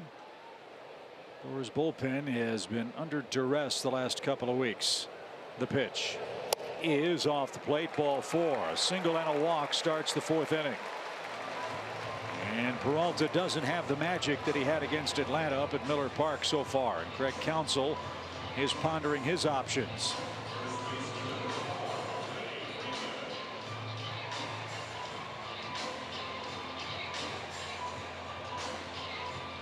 That's 5 walks for Peralta in the game. Yeah, he's just not had his command tonight, and you know, like we've talked about, not one of those guys with an electric 95, 97 mile an hour on a fastball that can get away with mistakes in the heart of the plate. He's made a number of mistakes out, particularly away to the lefties, and they haven't missed him. Well, you make a mistake to this man at your own peril. Freeman's flat out twice. And now hits with 2 aboard and nobody out. off speed, fouled straight back, strike one.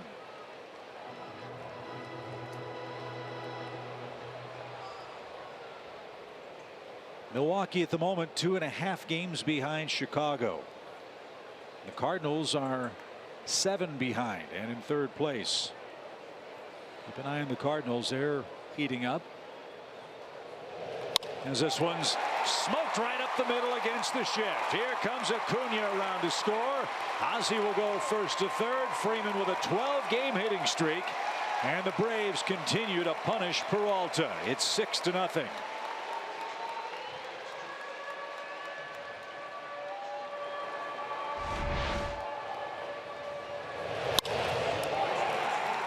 Not a bad pitch right there with minus the shift. That's a double play ball, but as Freddie can do, not only can he beat the shift by hitting it over everybody, he can beat it by going the other way. That was a good piece of hitting. So Craig Counsell is on his way out. Peralta's had a terrific start to the season, but had a very rough night in Atlanta tonight. 6 runs, 7 hits so far. The runners aboard belong to him, and Jordan Lyles will pitch next.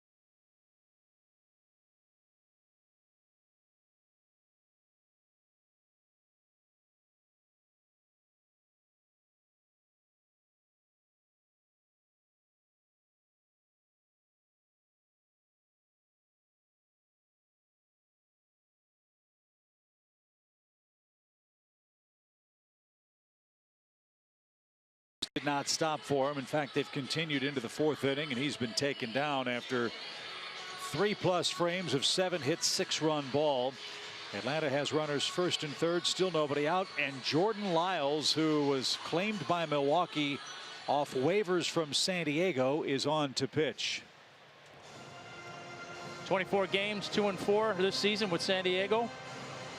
71 innings, a lot of innings. So they need some innings out of him here right now. Their bullpen has been a little bit beleaguered lately. They're coming off a tough series against San Diego this weekend. So his main job right here is to get as many outs and get through as many innings as he can and try to save the rest of that bullpen. Well, Lyles is now the 50th player to appear in a game for the Brewers this year. That's the 2nd most players used in a season in team history, which they've done in the previous 2 years. The all-time franchise record is 53 players used by the Seattle Pilots in 1969. First pitch to Markakis is scalded to center. There's the catch by Kane. Ozzie will tag, and he will score without a play. A 2 RBI night for Markakis. It's 7-0.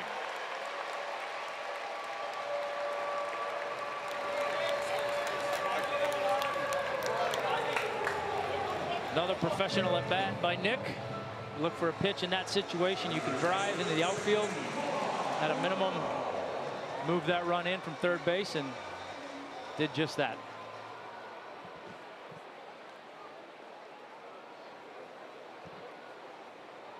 Pair of doubles for Johan tonight. He scored twice. He's knocked in a run. And this one's popped up into shallow right. Shaw drifts out. And he backpedals now and puts it away. 2 down. So Lyles 2 outs on 2 pitches. That'll help preserve the bullpen if he continues that ratio. And here's Ender. He's 2 for 2.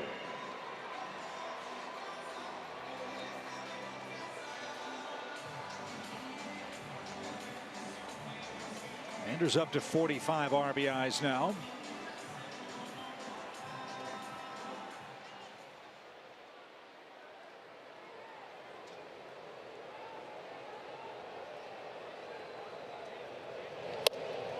And that's off the plate. 1 ball, no strikes. Yeah, I know Ender's obviously struggled, had a tough time in particular this year against lefties, but I still feel like if this team's going to continue their run and hopefully get it into the postseason and maybe try to get deep, he's got to start doing a little bit more of what he did last year. And he's starting to. He's swinging the bat much better. So hopefully that trend is going to continue. I think he's a huge part. The one thing that I love about Ender is whatever offensive woes he has had, and it's been mostly against left-handed pitching, you've seen no evidence of that defensively. No, and you can't. I mean, that's just being a professional. And you know, when you're playing an important position, you don't want to do it in any position, but when you're playing an important position in the middle of the field, you can't do that. You can help your team win games defensively, and he does that. Pena with a nice stop. It's ball 2, strike 1 for Ender with 2 outs. Braves have added 2 more runs here in the 4th inning.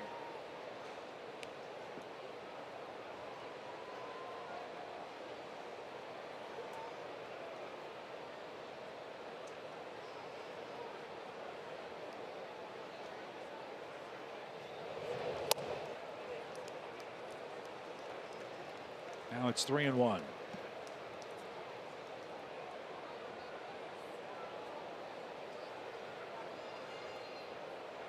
Kevin Gausman has looked great on the mound for the Braves. He's retired the last 7. He has not thrown 10 pitches out of the strike zone yet. That's how well he's commanded the strike zone so far this evening. And he'll have the lower third of the order coming up for the Brewers in the 5th. Yeah, I think you're seeing a lot of the things that Snit was excited about his first start in New York. Competing, throwing strikes, working fast. Runner goes. The pitch is low and in. Ender took it. 4-4. No, they called him out on strikes. He threw the bat away. He thought he checked his swing, but he's rung up by the third base umpire, Mark Wegner. So that ends the Atlanta 4th inning. The Braves settle for 2 and lead by 7.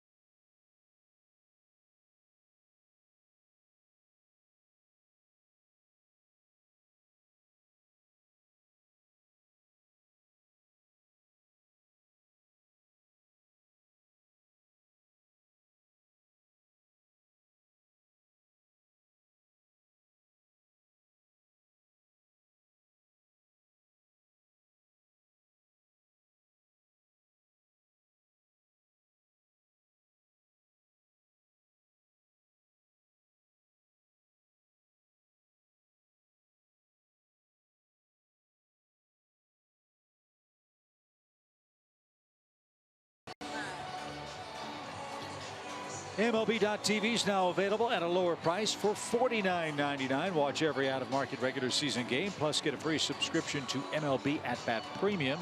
Blackout and other restrictions apply. Visit MLB.TV to take advantage of this special offer. Special night for Kevin Gausman, a 3-hit shutout through 4 in his first game on his now home mound at SunTrust Park in Atlanta. He'll have Thames, Pena, and then Jordan Lyles coming up as he's going through the Brewers lineup for a second time here tonight. First time Gausman has started a game against the Brewers. Thames flied out his first time up. He's the Milwaukee right fielder. So Tommy, as you watch Gausman pitch, there was so much made of sequencing. There was talk about altering pitch order, moving him back and forth on the pitching rubber. What do you see that you like the most about Gausman this start against Milwaukee? I mean, I think he's commanded the down portion of the strike zone. You know, like everybody who talks about him says the same thing that Verducci said, right? Yeah. Got a good arm. You know, and there's a lot to work with there. So yeah, I mean, I think certainly there'll be some. He'll probably do some things differently here than he did in the American League, and you know, and in terms of flipping lineups and you know, taking advantage of. See another nice change up there for a strikeout. Taking advantage of, you know, the bottom portion of the order and the pitcher, and so those are all things he's going to learn as he gets more comfortable over here. But you know, I think too it's a learning curve, learning process for Chuck Hernandez, Brian Snitker, and the catchers. You know, because you can watch a guy, and you have an idea what he's doing, but until you get there and see what he's doing, what his sequences are, what pitches he's comfortable going to in certain situations, whether it's behind in the count or to put somebody away. Little pop in a shallow right. That's a can of corn from Markakis. Pena's the second out. You know, so all those things will become, you know, they're all adjustments, but they'll become more and more comfortable over time. And look, I'm sure the other night in New York, you know, he's going to defer to Tyler. He's going to defer to what they're calling because he doesn't know these guys. He's trying to get comfortable with Tyler and the rest of the staff. But, you know, over time, like I say, he's going to know more about how he's going to want to attack these hitters. These catchers are going to know more about how he's going to want to go about doing that. Jordan Lyles will hit for himself. Again, the Brewers need innings from him. When you pitched here with the Braves, Leo Mazzoni was your pitching coach. You then went to the Mets and you had Rick Peterson as your pitching coach. How long did it take for that comfort level with a new voice, new ideas, and you and your new environment to come together and mesh? It took a little while, particularly for me in New York, working with Rick. You know, there were some times where I would have said, "You're crazy. I'm not doing that." You know, because really, he was the guy that really got me towards those last few years of my career to really start pitching inside more. And it was a necessary change, you know, with Questek and the way the strike zone was being called. You know, I wasn't able to expand the plate off the plate anymore. So you got to get that back somewhere. And he was the one who convinced me over time. Look, 60-40, 50-50 inside outside, and I thought he was nuts. That's hit toward third. Camargo's got it. Pitcher running. Easy play, and Gausman set down 10 men in a row. No need to change if it's working, and it is working for Gausman and the Braves in Game 1.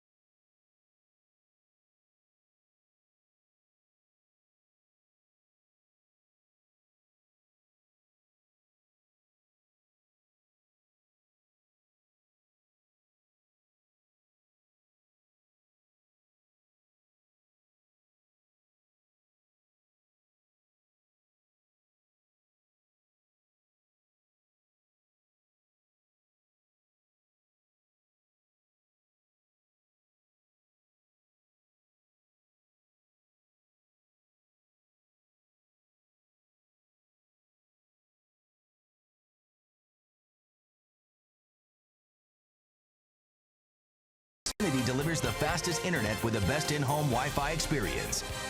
And by Delta Airlines. 7-0. Atlanta has the lead as we head to the bottom of the 5th inning. The Braves have scored in every inning but the second so far tonight. And Braves fans, you can add to your bobblehead collection this Saturday, or this coming Saturday, August the 18th, when the Braves take on the Rockies. If you're one of the first 20,000 fans here at SunTrust Park, you'll get your own Chipper Jones Crazy Train bobblehead presented by Napa. And yes, Tom, it actually plays Crazy Train music. And to find out all the Chipper details, go to Braves.com. I wanted to ask him when he was up here, and we just didn't have time. There's so many other great subjects to get to. How did he choose Crazy Train for his walk-up music? I've heard the story, but I forget. Did you have walk-up music? And if so, I did. Do you remember what it was and why? I don't remember what it was. You have to give me a minute to think about it, but and it was nothing more than I'd heard the song and I liked it. That was it? Yeah, it was it. So how does that process work? Does the PR department come to you and say, hey, what do you want to use, or do you have to send an email or a note, or how does that? No, I think in those days it was, it was just kind of starting to come around. So it was one of those conversations in spring training, hey, what do you want to have for your walk-up music? And I think my first reaction was, what? I'm a pitcher. Really? Well, it's all marketing, right? Yeah, exactly. So yeah, then I just happened to hear a song that I liked and went with it. I think it was Collective Soul, but I can't remember which song it was. Oh, okay. All right. Collective Soul's good. As Tyler Flowers leads off the home 5th. Well, a great homecoming for the Braves, who are back after a 5-3 road trip to New York and Washington. And they have swung the bats very efficiently tonight, as Flowers is retired to start the home 5th inning. 1 out. Yeah, he couldn't ask for a better start to an important homestand and a big weekend. So perfect way to get things started, and hopefully it continues. Braves are 28-23 at home, as we showed you on our graphic to open the broadcast. For whatever reason, the Braves have been sort of fair to middling here at SunTrust Park. They've won just 7 of 17 games on their home field, while playing excellent baseball on the road. So hopefully that home portion will turn around for Brian Snitker's club, which has done great against the division, but unlike the Phillies, have not won nearly as many games at home. That's one big advantage Philadelphia has. The Braves are 36-19 against the East. The Phillies are 22-21. But at home, Atlanta's 28-23. The Phillies have 38 home wins. Big difference, which again, this longest homestand of the year, great chance for the Braves to improve their home percentages. Yeah, like we've talked about, typically you want to be 500 on the road and take care of business at home, but the Braves have kind of done it the other way.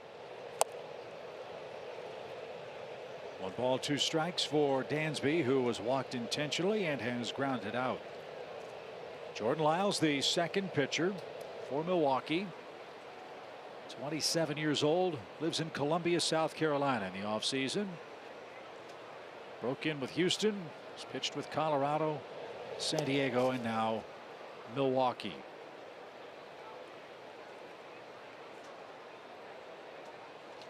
Jordan Lyles was one heck of a high school athlete. Went to Hartsville High School. Was going to go to USC, University of South Carolina, that is, to play baseball.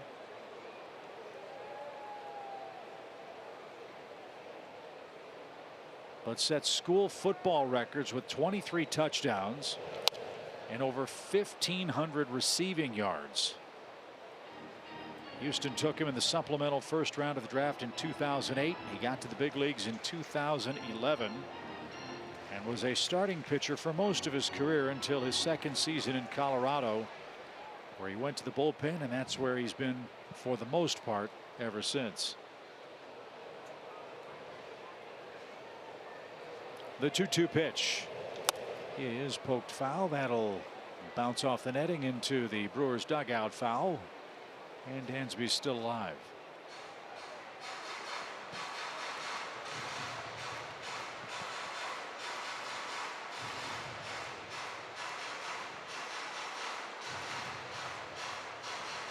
Jordan's a big man, 6'5", 234 pounds. And he'll be a potential free agent at the end of this season.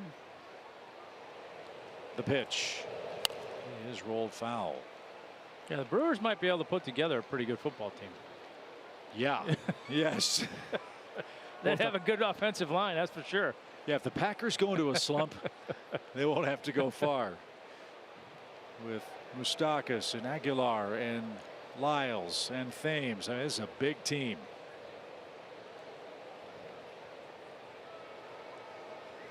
Another 2-2. And Dansby's hanging tough. Ron Washington says, hey, a little further the other way, if you will, please.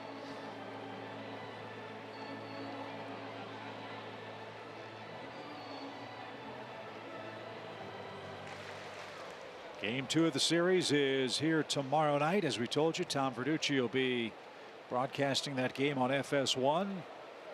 Julio Teheran and Wade Miley will pitch. And as Dansby chased that one, it was a foul ball. It was not caught cleanly. The ball hit the dirt, so Dansby's still alive. And then first the ooh. Yeah, I don't know about that, but take it. Yep, swing on the house for Swanson. So Teheran and Miley tomorrow night will wrap up the series Sunday. Chase Anderson and Sean Newcomb. Joe Simpson will be back to join Tom and me for that one. Braves live at 1 o'clock on Sunday. First pitch at 1:35. The pitch is cut and missed that time. And Dansby's retired on strikes. 2 up, 2 down for Lyles in the Atlanta 5th. Yeah, looking forward to that game on Sunday. Watching Newcomb pitch. He's for me really made some great strides this year as a whole, but in particular probably the last 6 to 8 weeks. Were you able to see his near no-hit game against the Dodgers? No, that was Hall of Fame weekend. Right. So that's right. I don't want to tell Chipper, but I don't know if it was during his speech. Might have been right after his speech, but Bobby was sitting right in front of me, and I was poking him and saying, "Hey, Nuke's got a no-hitter going in through 8." He's like, "No kidding." So sure enough, Tommy, he was as good as anybody we've seen recently. 134 pitches in that game. He threw 102 fastballs in that game, and the Dodgers were befuddled. They had no chance. Yeah. Well, he's got that kind of stuff. I mean, there's no question about that. But he certainly has. You can see the confidence that's grown in him in terms of going out there and pounding the zone and throwing strikes. And you know, like I said, I think he's come as far as anybody. Little dribbler by Gossman. Moustakas has it. And his throw to first is just in time. And that retires the side. Lyles has retired all 6 he has faced. And the Brewers' #1 hitters coming up in the 6th.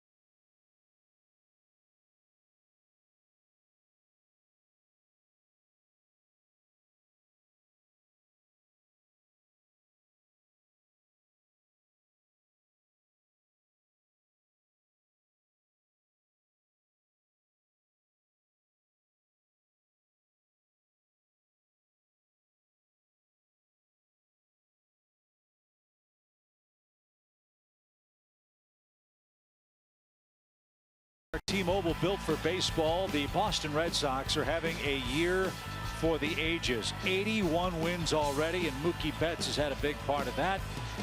Against the Toronto Blue Jays yesterday, Mookie Betts hit for the cycle. All he needed in his last at bat was the home run, and he got it in the 9th inning. Toronto won the game, but Betts hit for the cycle. And Tom, the Boston Red Sox are winning 70% of their games. They've got 50 some odd games left. I mean, they've got a chance to win 120 games this year. Yeah, what is it? Seattle that has their record 116. 116. Yeah, that, you know, people are talking about whether or not they're going to get there. Look, they're good. I mean, they're good. That offense, I mean, from top to bottom, I mean, there's nowhere to go for outs in that lineup. And they play, it sounds weird to say, with an American League Eastern team, they play kind of a National League style baseball. They just don't sit up there and try to hit 3-run homers, do they? No, they don't. I mean, they hit their fair share of home runs, no question about it. But, you know, like we were talking about earlier with Tom Verducci, I mean, they're a team that by and large puts the ball in play, you know, and they happen to hit a lot of home runs along the way. But yeah, they've been pretty remarkable so far. Well, the Boston Red Sox will be in town on our next long homestand. That'll be September 3rd, 4th, and 5th. That closes out a homestand that features the Tampa Bay Rays for 2, the Cubs for 1, then the Pittsburgh Pirates for 3, and then Atlanta will make its last Western trip to Arizona and San Francisco the 6th through the 12th of September. So the stage is yours, Kevin Gossman. He's going to the 6th inning, 3rd time through the order. He has set down 10 consecutive Brewers, including Yelich twice tonight. A flyout and a strikeout, and Christian is behind in the count. This guy really helped make the Brewers team, as you said, defensively certainly, and a terrific offensive player. Yelich came in hitting .403 over his last 29 games. And all the games we saw him play with the Marlins, the Braves know all about that. Yeah, no, I mean, he does, you know, that proverbial 5-tool player does a lot of things really well. You know, his biggest thing in years past has been being able to stay healthy, and that seems to be on the right track certainly this year. But I mean, for me, he's one of the guys that I just like watching play. He's second to Nick Markakis in hitting, entering action tonight. And he's going to be 0 for 3 as Freeman will race to the bag for out number 1. 11 in a row set down by Gossman. He's into the 6th inning, folks. He's thrown 54 pitches. He has thrown 11 balls. Yeah, that would be filling up the strike zone there. And he's got Lorenzo Cain twice. The heaviest workload was the 2nd inning. 13 pitches, 2 hits in that frame. But Tom, as you pointed out, the pitcher was up. Yep. That would not have been the case in the American League. And squibbed foul, a strike for Lorenzo Cain. It's 0-1. It's a big game for the Braves, as you know. It's a big game head-to-head between the Braves and Brewers. Milwaukee is 1 game ahead of Atlanta for the top wild card spot in the National League. Braves, of course, have bigger fish to fry than the wild card, but they're involved in 2 races, not just the East, but the wild card chase too. After Milwaukee took 3 out of 4 at Miller Park, Atlanta hopes to return the favor here at SunTrust, and they're leading game 1 7-0.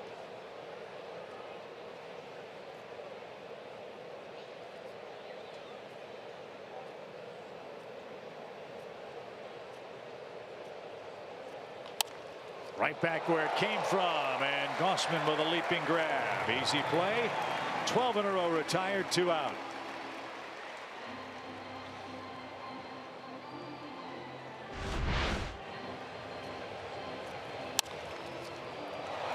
Good play, good position after he finishes, makes his pitch, ready to make a play. Good job, help himself out. And that'll bring up Moustakas. He doubled in the first inning. He's also popped out.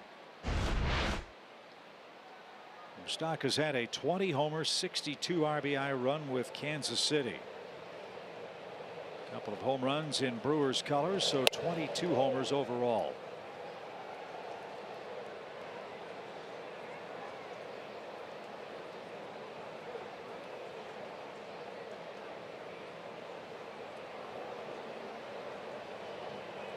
Michael turned 30 on September the 11th. Last year, 38 home runs for the Royals, which broke the Kansas City franchise single season record, which was held by Steve Bye-Bye Balboni. Remember Steve? Oh, yeah. Yep. He had 36 homers in 1985. He was the American League Comeback Player of the Year as voted by the Sporting News. Two-time All-Star.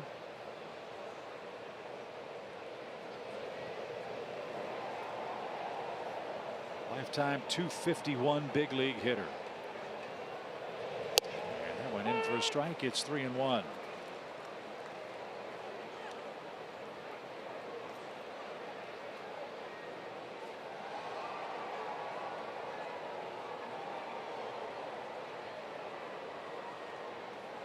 Bases empty, 2 outs.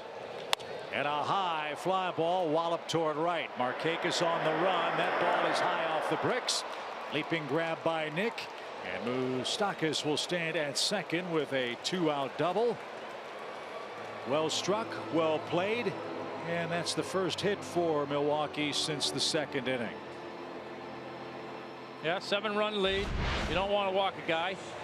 Make him hit it. Moustakas did, and the ballpark held it. Give yourself a chance to get out of the inning unscathed.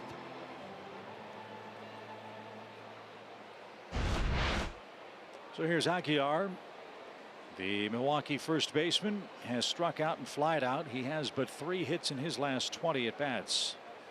He's not nearly as hot now as he was up at Miller Park.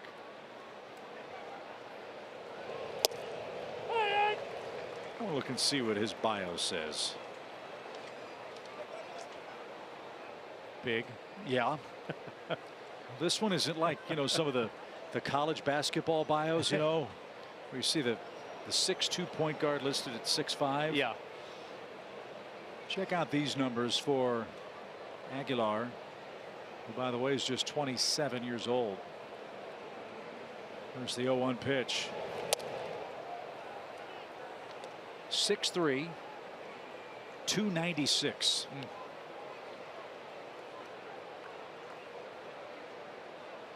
I think his legs are as big as my waist. Well, maybe not now. Used to be. Former Cleveland Indian, who was claimed off waivers by the Brewers.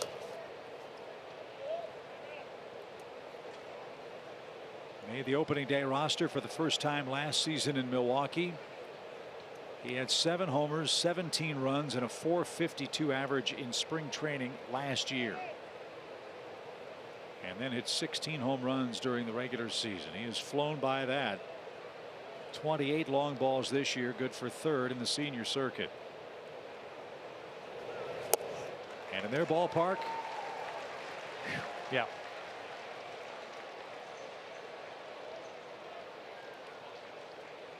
Two balls, 2 strikes. There's a good change up there. See what he follows that up with. See if he doubles up or maybe tries to go hard up and in.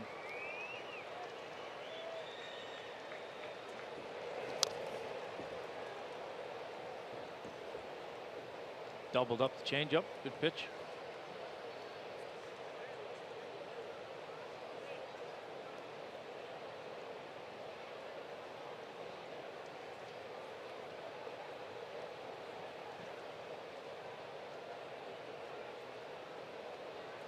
Just 67 pitches for Gausman so far tonight. He set down 12 of his last 13 hitters. Moustakas at second with 2 out. The pitch is lined into right field, a base hit. Moustakas around third. He is going to score. And the Brewers have a 2-out rally in the 6th inning. They're on the board now. It's 7-1. Aguiar with his 83rd run batted in.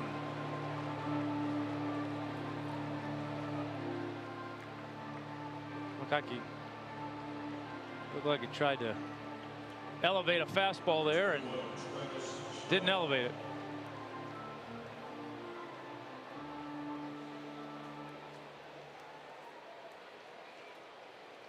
So Travis Shaw's the batter. Gossman's had him fooled twice, couple of strikeouts. Shaw's been another great acquisition and find for Milwaukee. He had 31 homers last season. Former Boston Red Sox. Boston wanted Tyler Thornburg. They got him for Travis Shaw, Mauricio Dubon, Josh Pennington, a player to be named Orcash.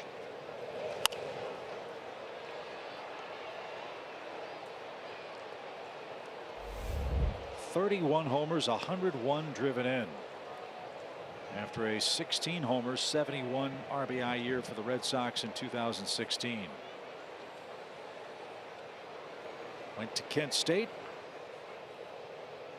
And Travis's dad was Jeff Shaw, who was a terrific big league pitcher.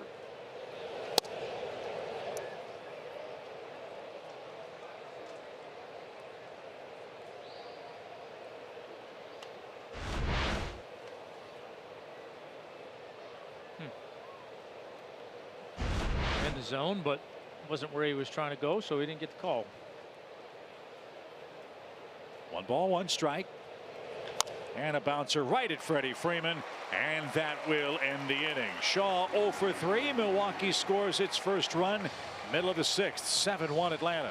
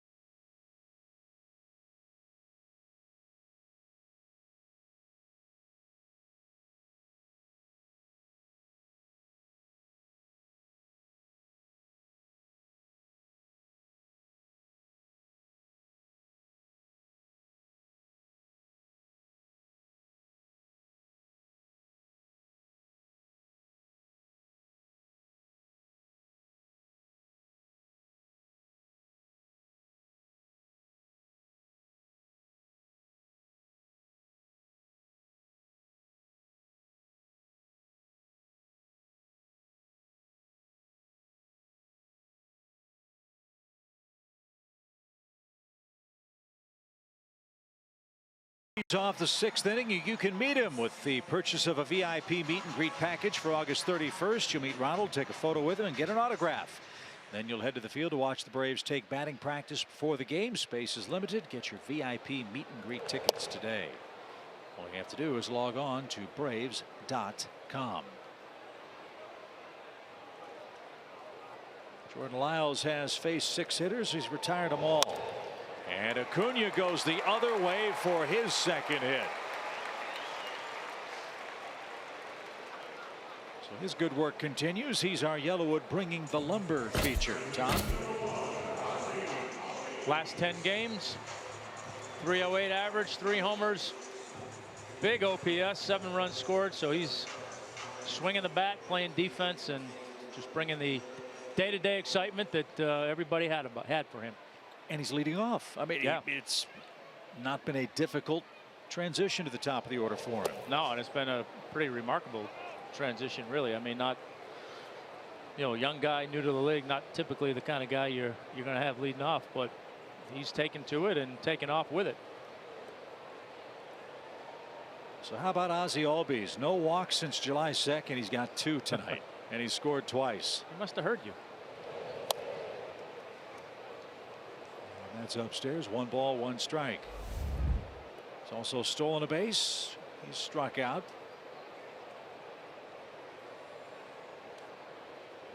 Braves have 7 runs on 8 hits here in game 1. The pitch is way outside.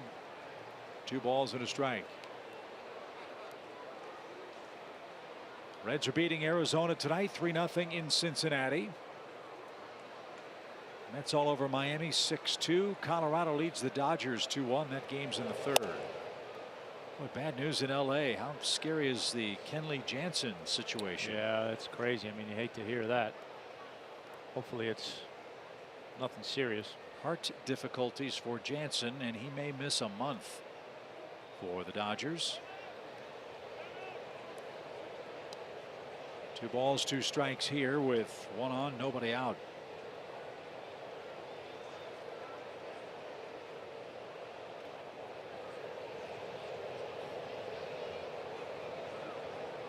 The 2-2 pitch. Snap throw back to first, and Acuna got back to the bag with a tippy toe. Full count.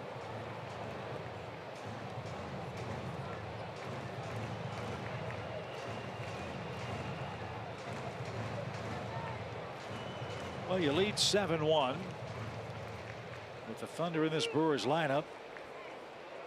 Still very much a manageable game for Milwaukee. Let's see how the Braves play it here. Short lead, not going, and the pitch is cut on and missed, and Albies is down on strikes for the 2nd time. 1 away in the inning. And to stick around between the top and bottom of the 7th. It'll be the stretch. It's presented by Synovus, the bank of here.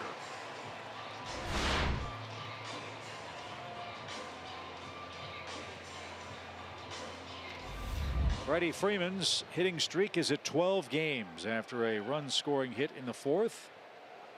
It's the 3rd time Freddie's had a double-digit hit streak this year. Last Brave to have as many as 10 or more games with a hit in a single year was Martin Prado, who did it in 2011. And we'll see Martin when he comes to town with the Marlins after this series wraps up. Don't forget, we have a doubleheader coming up against Miami.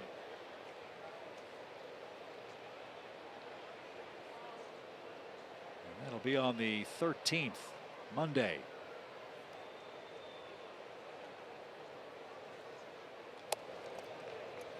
Lyles missed badly. Ball 3. 3-0 the count. Nick Markakis has had a big night. He's on deck.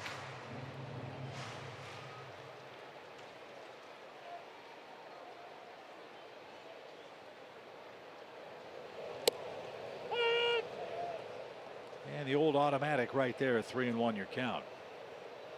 Boy, great crowd at SunTrust. You heard Chipper in his pregame ceremony, hoping the fans come out and support this Braves club, which is only a game out of first.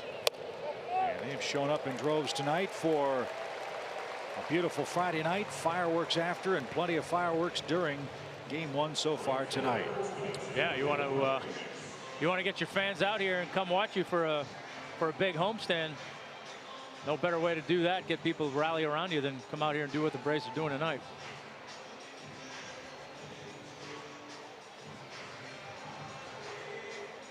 Two runs, 2 RBIs, and a 2-base hit for Markakis so far. That gives him a 6-game hitting streak.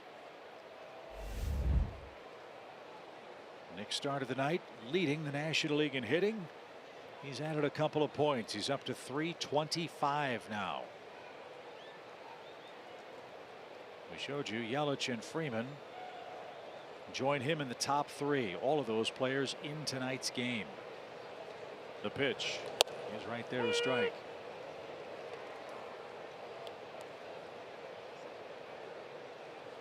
Milwaukee's bullpen is busy. Lyles is due 4th on the Milwaukee lineup card in the 7th inning.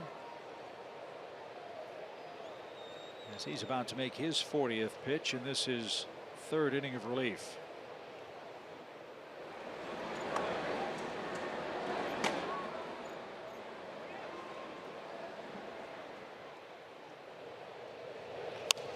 And sprayed foul out of play. It's 0-1. That's Adrian Hauser. I really hoped his name had been Doogie. Perfect. He took the spot of Joakim Soria, who went to the disabled list yesterday. As you heard Tom Verducci say, the Brewers have suffered a couple of real bad losses against San Diego. They just completed homestand, and they're getting run out of the ballpark so far tonight. Leading 7-1 are the Braves. As Markakis now a 1-2 count.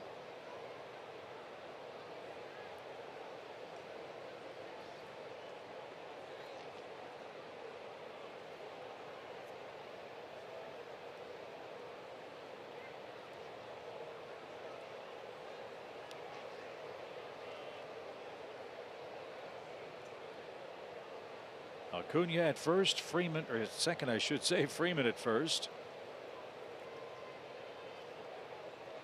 And Lyle's ready. Here it is. Swing and a shot hammered to right. That's going to one-hop off the wall. That's going to score Acuna. Another double for Markakis.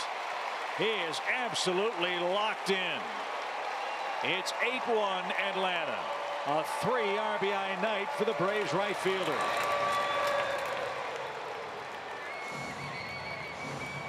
Just more of the same. 35th double on the year. Just gap to gap. Another fastball up over the outer part of the plate, and he turned on it. Beautiful swing. It's fun to watch when a guy's locked in like that. It's just, you just know something's coming. I was going to say, you're almost surprised when he doesn't hit the ball hard someplace. And he's done that 3 times tonight. So Camargo with a chance to add to the lead. The infield comes in for Milwaukee. It's 8-1 Atlanta. And he shoots one through. Freeman scores. Markakis will be stopped at third. 9-1. Camargo has 3 hits and a couple of RBIs.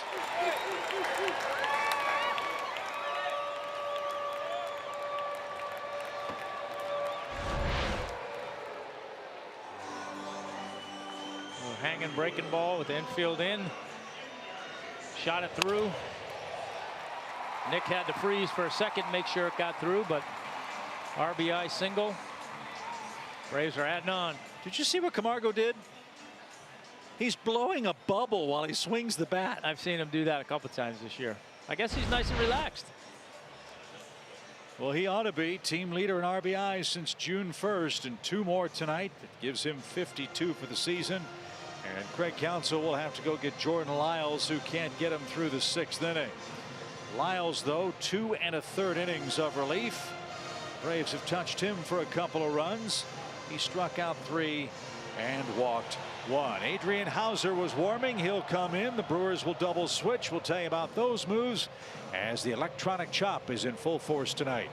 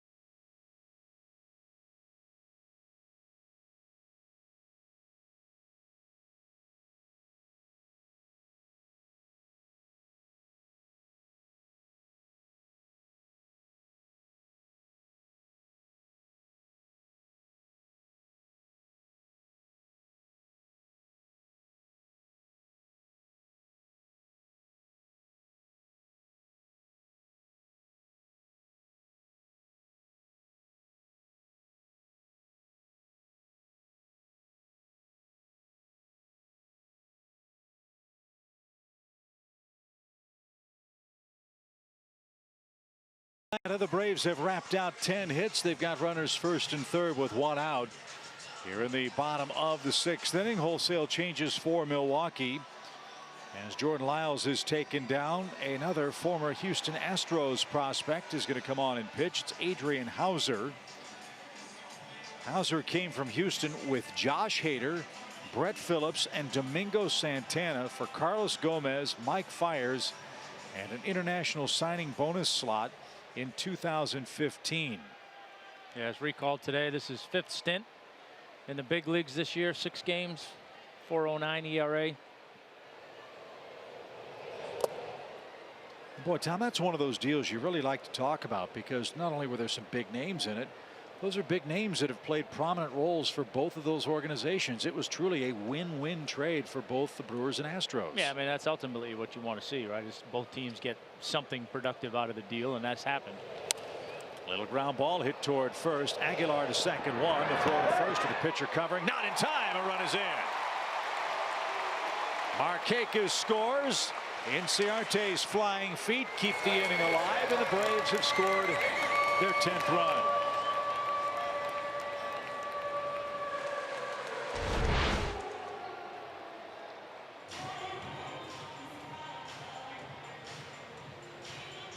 And it's a 4 RBI game for the Braves center fielder. Markakis scores his 3rd run, and the Braves have 3 more here in the 6th. So that run belongs to Jordan Lyles, and Tyler Flowers is coming up.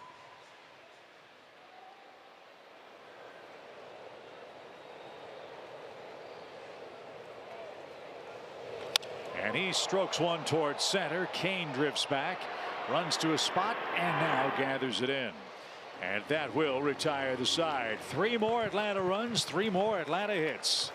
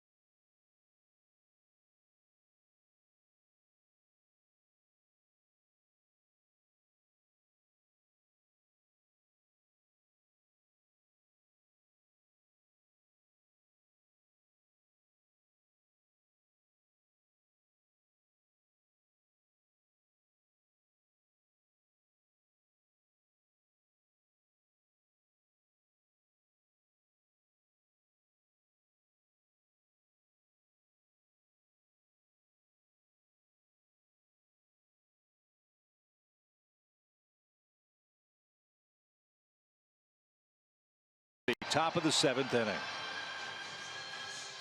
Visit your nearest Advance Auto Parts store to get the quality parts you want from people that know a lot about them. Well, as much publicity as Atlanta's offense is going to get tonight, let's not forget about the work of Kevin Gausman. Tom, he has been absolutely brilliant in this game. 71 pitches, 54 strikes through 6 innings.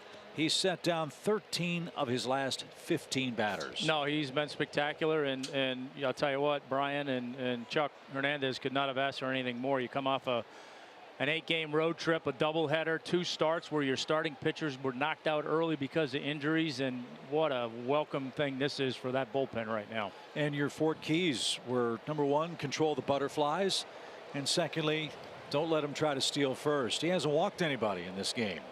Yep, that's, you know, doing a good job controlling the run game, not letting anybody get on. That's usually a good way to do it, right? As Jonathan Scope is the batter, he's 1 for 2 in the game. Scope's gotten off to a slow start in National League play. He's 5 for 32 in a Milwaukee uniform. He had 17 home runs with Baltimore.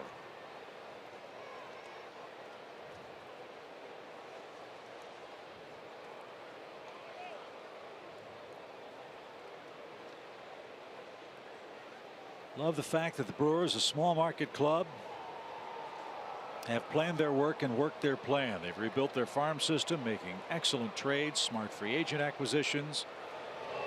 They've drafted and developed well as Scope swings and misses and has struck out. But Mark Antanasio is their owner, and in years past, Tom, despite their small market size and that they have to compete with the Cubs and the Cardinals in the National League Central, they have not been afraid to go out and get big players. CC Sabathia, Zach Greinke come to mind immediately, and they were trying to get Manny Machado. I mean, they were, if not first on the list behind the Dodgers, certainly in the discussion at the deadline. Yeah, no, when they've had a chance to have a competitive year and they feel like they're in it, no, they haven't been afraid to go out and try and get somebody, and this year has been no different. And so the question is, will Milwaukee have enough to catch the Cubs? Milwaukee this year, within the National League Central, is under 500 at 19-25. That one's lasered into center and right at Ender. Thames is retired. And one reason why they're 3-8 against the Cubs this year.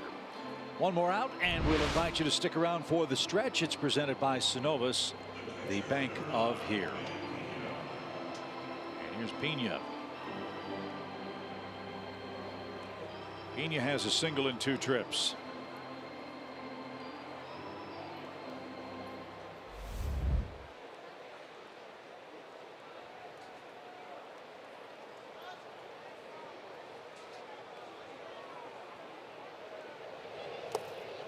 That's taken low. 1 ball, no strikes for the Brewers catcher. Colorado leads the Dodgers 3-1 that game at Coors Field. Rockies trying to catch LA out west. They're 3.5 behind. Arizona and the Dodgers are tied atop the division pile. And I mentioned Colorado because they're coming to town too. Trevor Story, Nolan Arenado, and a Rockies pitching staff that is brimming with terrific young starters. That's next weekend. 1-2 for Pena. Yeah, major logjam out west, major logjam in the wild card. A lot of exciting time. A lot of these teams coming in here to Atlanta. It's going to be an exciting last month and a half. That's hit towards short. Tricky hop. Dansby with a backhand, and a perfect throw takes care of Pena. Nice play. Gossman's through 7 with a 9-run lead. What a night for Kevin in his home debut. Now it's time for the stretch. Welcome to the stretch, presented by Synovus, the bank of here. Welcome to the stretch, presented by Synovus. Jerome and Nick back out on the Fox Sports set here in the Battery, and what a night for Braves fans. They got to see Chipper Jones, thank him in person. They got a little Chipper Jones Hall of Fame plaque. Alumni weekend, seeing a lot of familiar faces, and of course they're being treated to a beatdown of the Brewers. You got to like what you see, Nick. I love what I've seen. I love what Kevin Gossman's done today. I liked what he did in his first start, but nothing compared to what he's done today. The offense has been absolutely incredible. Acuna 2 hits. Markakis has 2 hits. He's been on base 3 times. Freddie Freeman extended his hitting streak to 12 games. Camargo 3 hits. Ender 2 hits. Ozzie, by the way, I have to give him some credit. 2 walks today. First time he's walked in the last 27 games. He scored 2 runs as well. 7 for 10 with runner to score position. Gausman has been incredible. The command of the fastball has been outstanding. He's 92-98. The split finger has been absolutely nasty today. He's been efficient with all of his pitches. You see that 7 innings and earned runs. 7 punch outs. He only had 2 last game.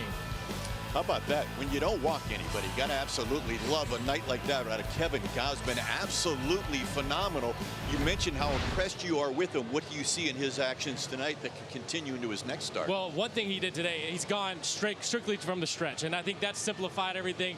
The command of all of his pitches has been outstanding. I think simplifying the windup, simplifying the release point to make it more consistent has really helped him out today. Before we get you back up to Chip and Tom, a quick word from our friends at Synovus.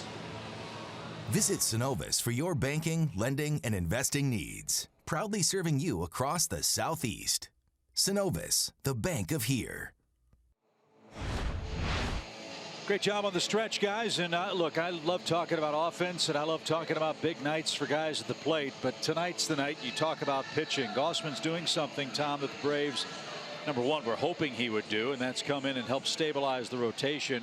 But number two, he's gone 7 innings, and he's made it look rather effortless so far in the game. No, he has. He's when you have command of the strike zone, command of your pitches, the game can look easy and it can look effortless, and that's what he's doing tonight. And look, anytime you make a trade as a team that is in the hunt and you think that trade makes you better, and that guy goes out and shows you why you got him, that's a big deal. So he's leading at the bottom of the 7th inning. Dansby Swanson. Gausman's going to come back out, as you'd expect.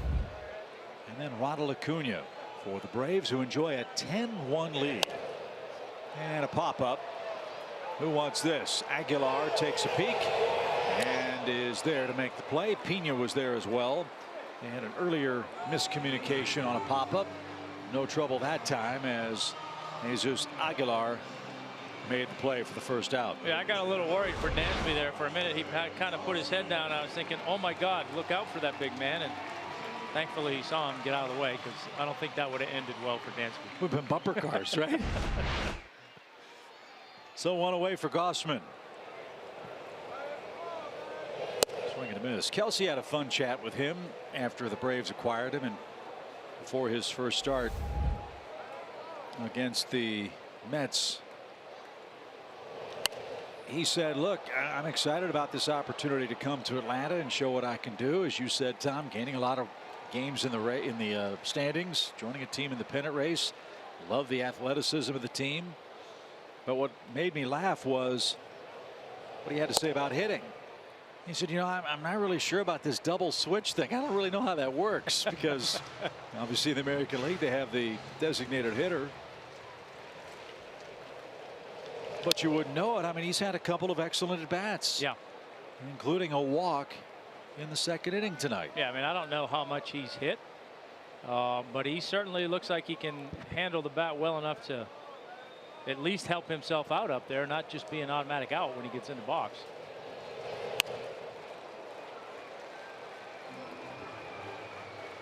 Yeah, the hitting part of it, I'm sure, is fun for him, and it's exciting.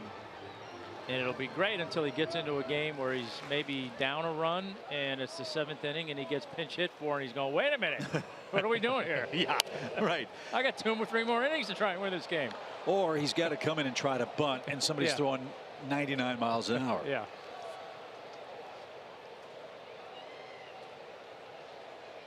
Well, he's making Hauser work here. 1 ball, 2 strikes, and 2-2.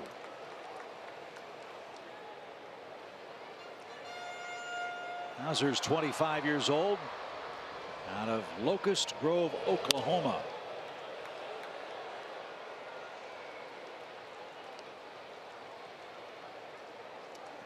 He has come back from Tommy John surgery. He had that in 2016. And again was part of that talented Astros farm system. They needed an outfielder and they needed a starting pitcher. Carlos Gomez and Mike Fiers went from Milwaukee to Houston at the deadline in 2015. And this one's a high hopper. Scope charges, gloves and guns quickly. Nice play. And Scope robs Gausman. And that's the 2nd out.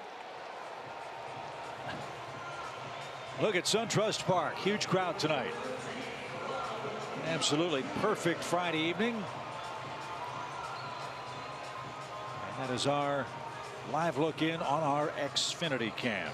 So I know he wanted to hit right there. But that's where he's going to learn with a 10-1 lead in the 7th inning and that ground ball. That's where Bobby would be screaming from the dugout, easy! Last thing you want to do is see a pitcher blow out a hammy trying to leg out a base hit with a 10-1 lead. Here's Acuna and fouled back. That's what makes me laugh so much, and I'm not doing it to be insensitive, but how about Masahiro Tanaka of the Yankees running from second base to third base earlier this year, blew out both hamstrings. Yeah. How does that happen?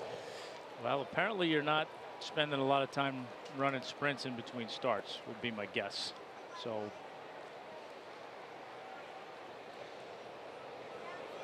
two balls and a strike. And a swing and a miss. I mean, I really felt bad for the man. If you've ever pulled a hamstring, one of them's really, really painful. Yeah. How do you walk with two? Not very well. Right. Wow. The pitch is high, full count. I think Acuna and Albies have done a real good job of working counts at the top of the order tonight. 2 hits for Ronald, 2 walks for Ozzie, 4 total runs between those two players. Because of those deep counts and because there have been so few 1, 2, 3 innings for the Brewers pitching staff, it seems like the top of the order is hitting every inning for the Braves. In fact, Acuna's up for the 5th time. We're only in the 7th.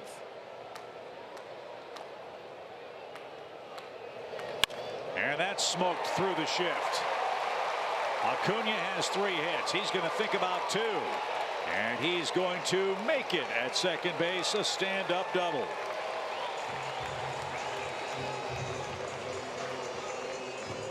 Boy, you could see the sand kind of rooster tailing up as that ball was hopping to the outfield. Yeah, that ball was smoked too. Yelich was playing him over towards the left field line a little bit. Ronald hustling out of the box. Saw it double all the way.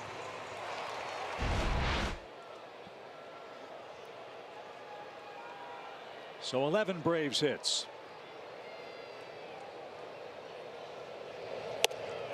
And that tied up Ozzie. No swing, 1 ball, no strikes. Mets beat Miami. That's a final 6-2. If you missed it, the Marlins traded Justin Bour to the Phillies for a pitching prospect.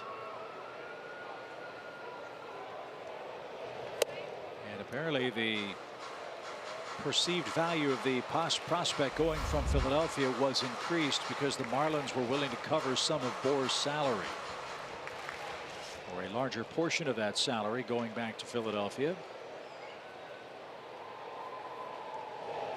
So it'll be a different looking Marlins club without Justin Bour when they come to town on Monday for game 1 of a day-night doubleheader.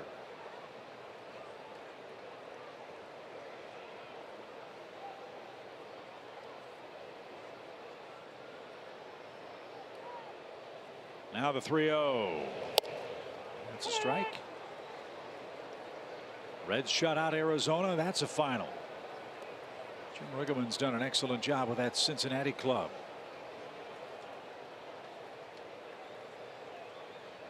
It was Anthony DeSclafani who beat Clay Buchholz.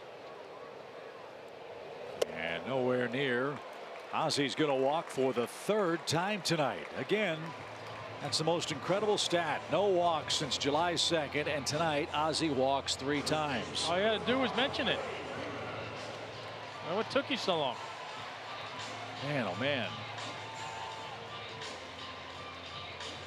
So 2 are on for Freddie. He's got an RBI single, and he's drawn a walk. Brewers have walked 7 Braves in tonight's game.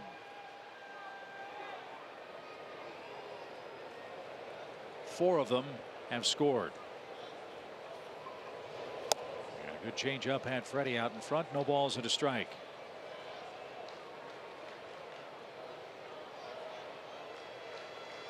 Blazing speed aboard for Atlanta. Milwaukee has a shift on. Hauser to make his 29th pitch. And it missed badly for an even count. Slugfest in Baltimore tonight. Boston 11, Baltimore 10.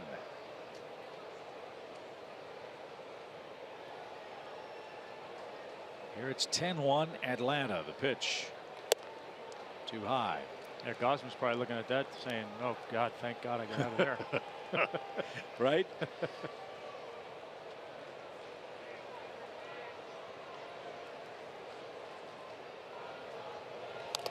Freddie fouls that off. It's 2-2. Cardinals are winning in Kansas City. That's 5-0 St. Louis. Matt Carpenter is making a run at the MVP in the National League. Carpenter with 31 home runs entering action tonight. Leads the senior circuit. Arenado with 29 is second. Bryce Harper with 28, tied with Aguilar for third. The pitch.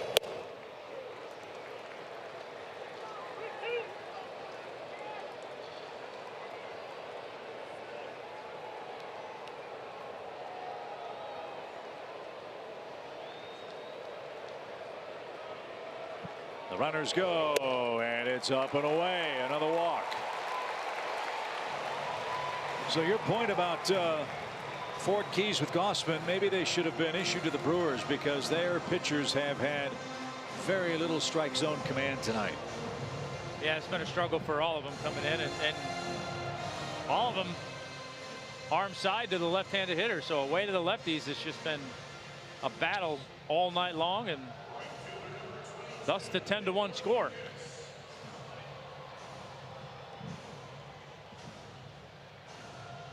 So Hauser will get a few words of wisdom and try to figure out how to retire Nick Markakis.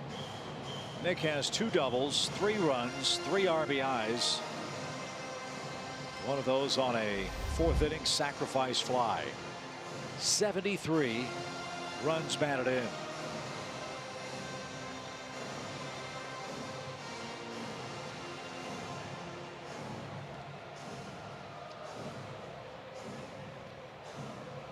Nick's RBI high as a Brave is 89. That came in 2016. At this pace, he is going to fly by that. He might be at 89 by the end of the month. Wouldn't that be something? His career high is 112 back in 2007 with Baltimore.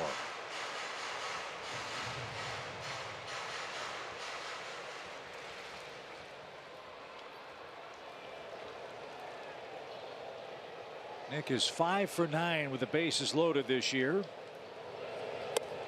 And he takes high. 1 ball, 1 strike. This is where Joe always says, Tom, as a hitter, you get greedy. Oh, absolutely. Yeah, I mean, you got all kinds of RBI opportunity out there. You got a big lead. Yeah, you can look for something right here that you can just drive it in the seats. Popped up, shallow left, but Yelich is going to get there, and that retires the side. Braves load them up, don't break through, but lead by 9 as we go to the 8th. Atlanta Braves baseball is sponsored by your local Ford dealer and the Georgia Lottery.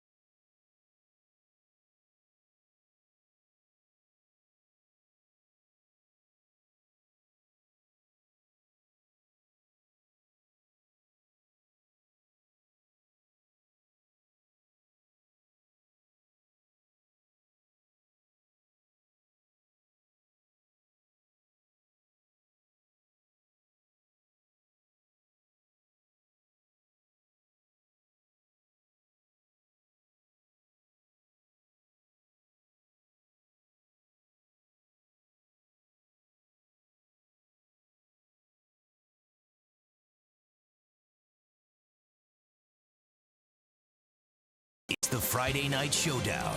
Brewers versus the Braves from SunTrust Park. Presented by Kaiser Permanente.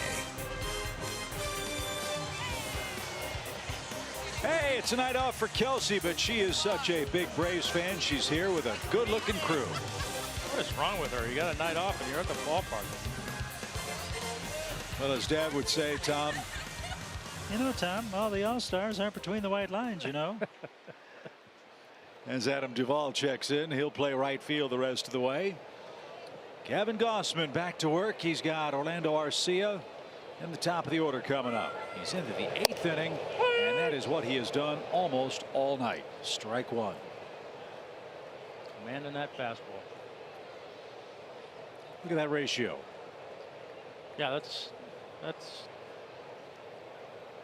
what you do when you have pitching a game like this.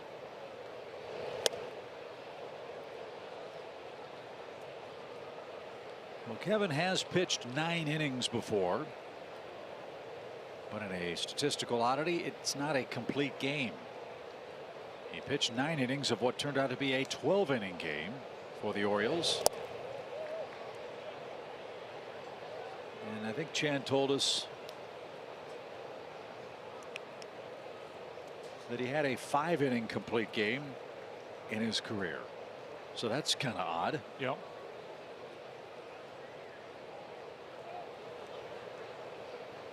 As Arcia's ahead in the count, 2-1, and that one right back up the middle, a base hit.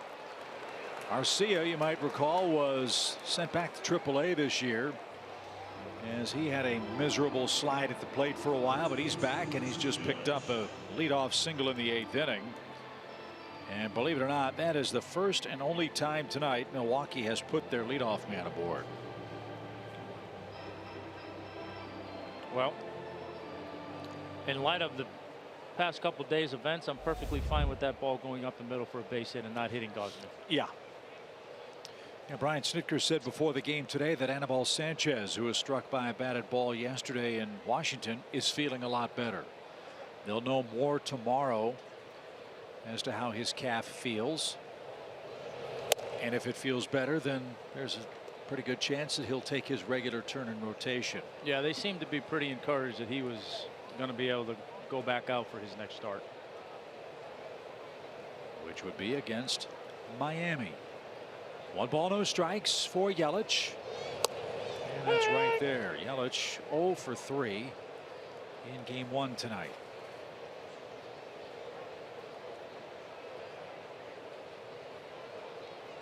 Braves had 2 youngsters debut yesterday, Wes Parsons and Adam McCreary up in Washington.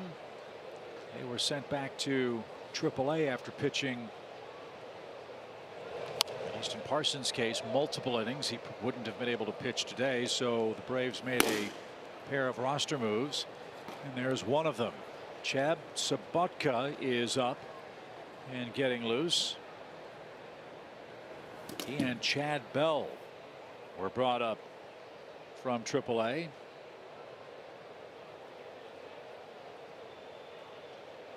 One ball, 2 strikes.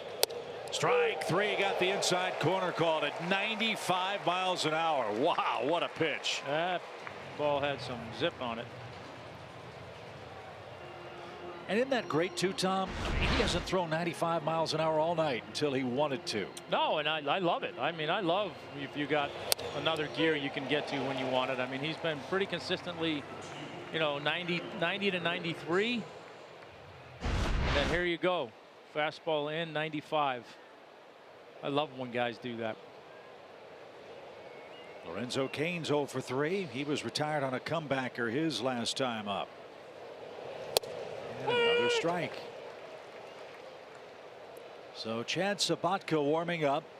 Talked all about the Brewers putting together a great offensive line for an NFL team. Well, Sobotka could be the tight end. He's 6'7".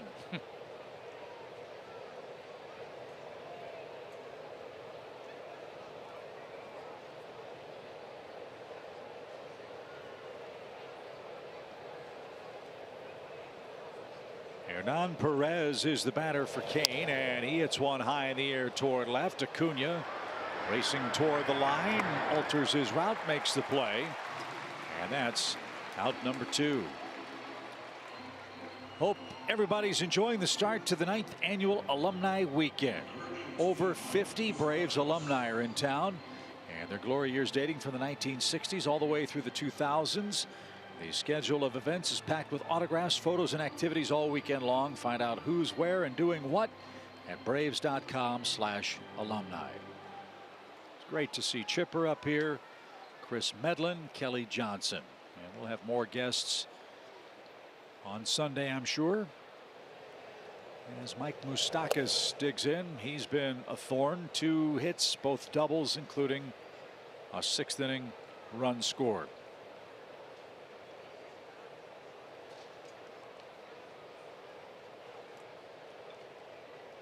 Yeah, he's the one guy that seems to have been able to solve Gausman a little bit here tonight. It stands to reason he saw him quite a bit over in the American League.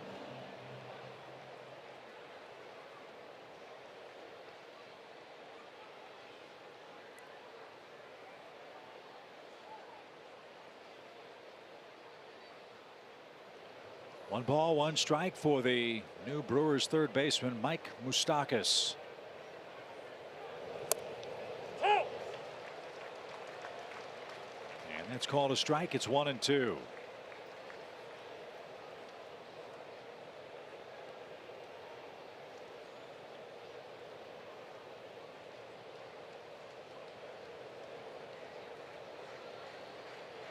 The stretch and pitch is rolled slowly towards second. Ozzy's got it. Throw to first in time. And Gausman ought to get a huge cheer from this big crowd in Atlanta. 8 magnificent innings in the books.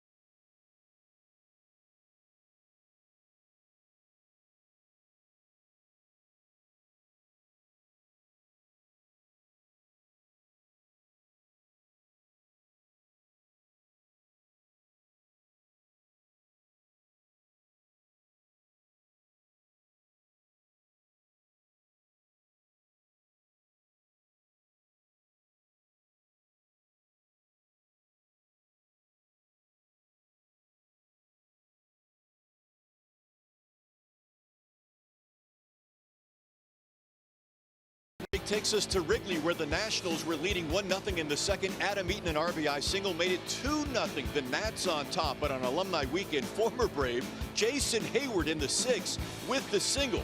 It was a 2-run single that tied it up. In an inning later, bases loaded, Anthony Rizzo draws the walk. That turned out to be the game winner. Cubs knock off the Nats 3-2. Chip and Tom. Thanks, Jerome. All help appreciated as the Nationals split 4 games with the Braves, but fall in their opener in Chicago today by a final of 3-2, as you said. That was Jeremy Hellickson. He had the Cubs no hit for a while in that game, but lots of walks finally caught up to the Nationals. As you see Hernan Perez, he'll remain in the game in center field for Lorenzo Cain. Johan Camargo's had a big night. He'll lead off the Braves' 8th inning. A 3-hit game for Camargo, 2 RBIs, 2 runs.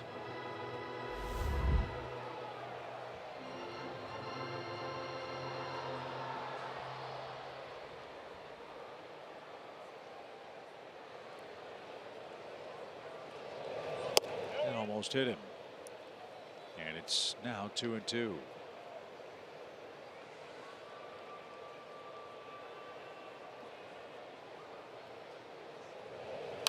I would imagine, Tom, that Chuck Hernandez will have the film of this game at ready disposal for Kevin Gossman should anything go awry for him in the future, because I don't know if any man could pitch any better and more efficiently than he did. No question. I mean, you lock that away in your mind, but you have that locked away somewhere so that it's there for reference.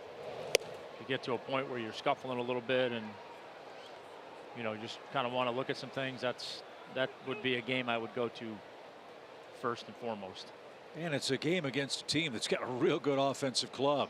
And he, for the most part, shut him down. Little pop into shallow right center field. Camargo's going to have a 4-hit game. Everything's falling for Johan tonight. Good for him. Well, he's 4 for 5.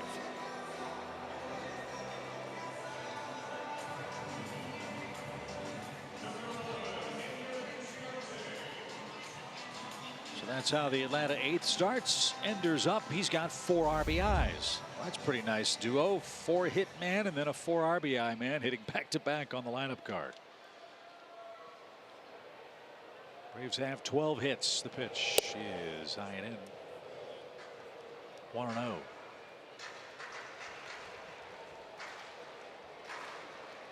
$36,519 is the official attendance. Maybe sticking around for Friday night fireworks. Ball 2 for Ender. 2-0 the count.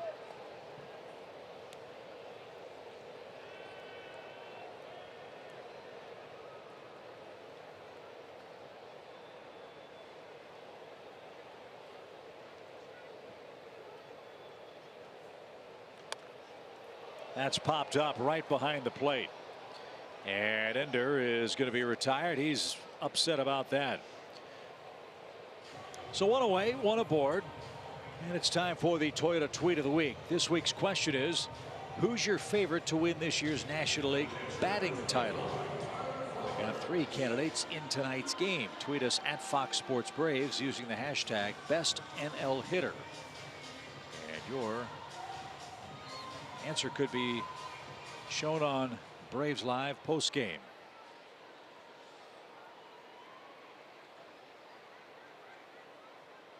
Tyler Flowers has flied out a couple of times. And he takes ball 1.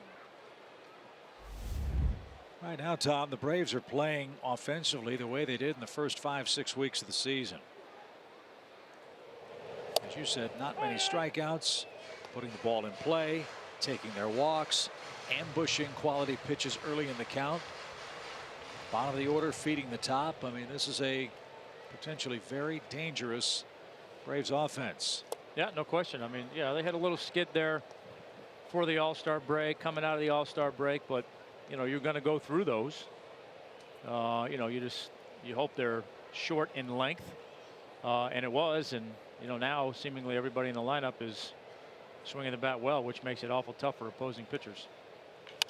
That's through the whole left side. Tyler Flowers is on the board with a hit. So let's see.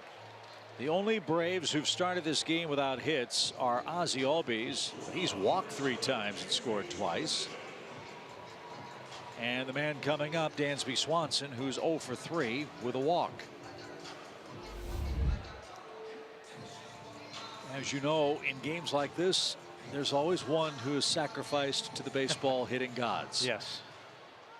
Yeah, he's watching stuff fall in for everybody else, and he's thinking, all right, send a little love my way.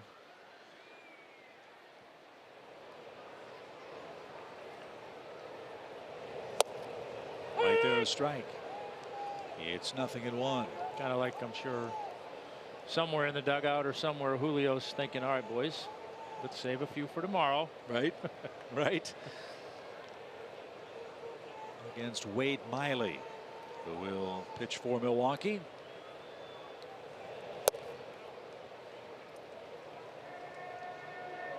It'll be a nationally televised game tomorrow night. Our crew will, for the most part, have the evening off. Great to see the Braves get some national recognition after the kind of year they're having. And hopefully they'll put on as good a show tomorrow night as they've done in Game 1 tonight. And Tom and Joe will join me again on Sunday as we wrap up the series. Newcomb and Chase Anderson in the third game and final game of the series. We'll join you at 1 o'clock on Sunday. First pitch at 1:35. Then we get ready for Miami. That'll be Sean Newcomb trying to keep his great roll going after he matched Max Scherzer pitch for pitch last time out against the Nationals. The 1-2 is out of play, foul. It's time for another pitch for Dansby Swanson here.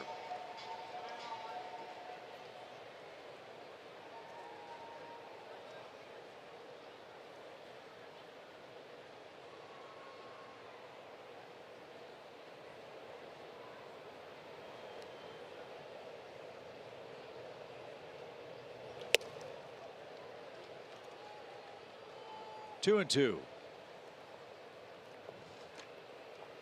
Milwaukee was hoping that young Freddie Peralta could be a stopper. He came in with a 5-2 record. The league hitting only a .150 against him.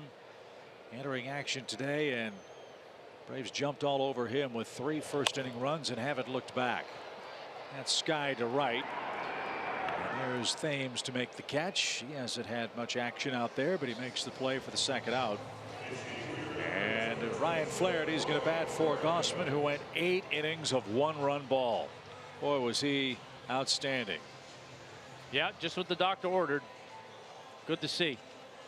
Good job building on his last time out, and like I said, a lot. There's a lot of things that I know Brian and Chuck and the guys were all excited about with Gossman his last time out, and that he only added to that, so I'm sure they're thrilled with what they saw tonight. And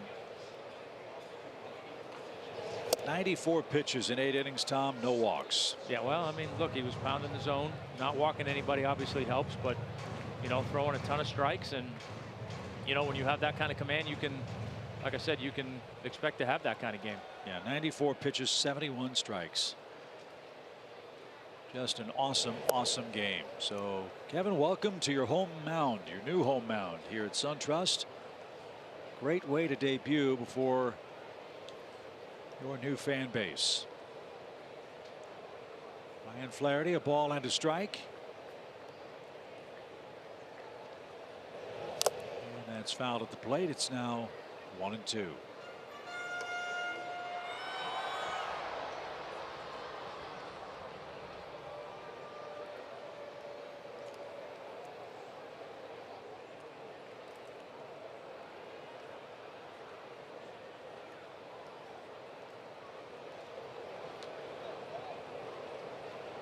A ball and 2 strikes.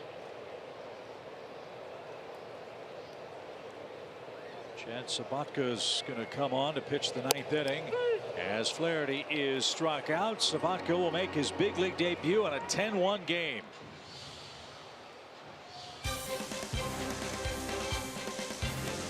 Atlanta Braves baseball is brought to you by your local Toyota dealers. Let's go places.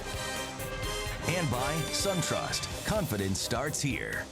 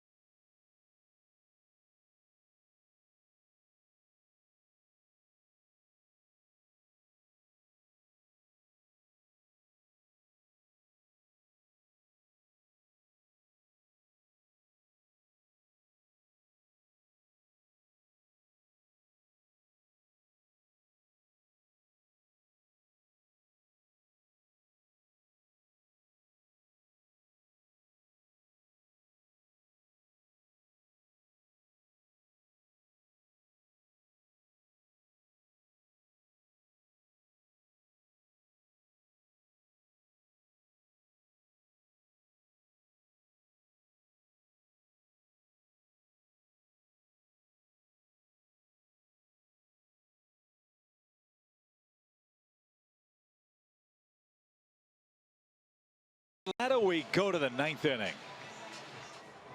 Visit your nearest Advance Auto Parts store to get the quality parts you want from people that know a lot about them. So after Kevin Gossman's brilliant 8 innings, Atlanta will turn to king-sized right-hander Chad Sabatka, the pride of the University of South Carolina Upstate, and a 4th-round pick, Tommy, 4 years ago. He's had a great year, made the climb all the way through. 41 games, 4-3 record. Allowed a run in 8 of 51 appearances this year, so he's had a good year and exciting time for him. And as much as I would have loved to have seen Gossman finish the game, this is a great opportunity for Chad to get some work in. And he just delivered his first big league pitch at 97 miles an hour. And I would imagine at 6'7", when he finishes, Jesus Aguilar might think he's trying to shake hands with him. Yeah. This is a big, big man. And foul back our way. Aguilar was right on it. 1 ball, 1 strike. The Braves drafted Chad in 2014, as I said. He didn't appear in any games that year because he was drafted and had a stress fracture in his back. 2015 was trying to figure out how the pieces and parts fit together. Went 1-6 that year.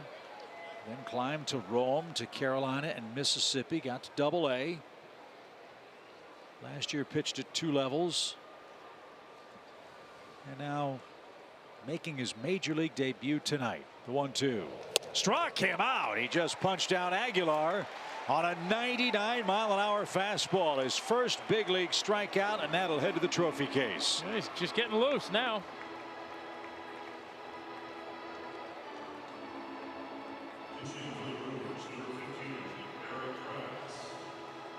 That is so awesome.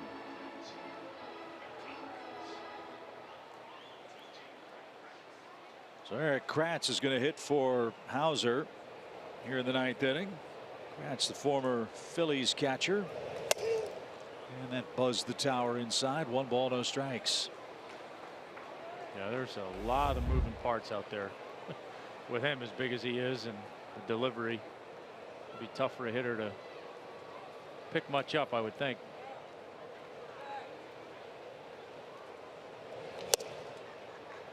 Yeah, you think about those big tall guys, sometimes it takes them a little longer to figure out, as I said, how it all fits together. Randy Johnson comes to mind immediately. He was 6'10", not 6'7" like Chad is.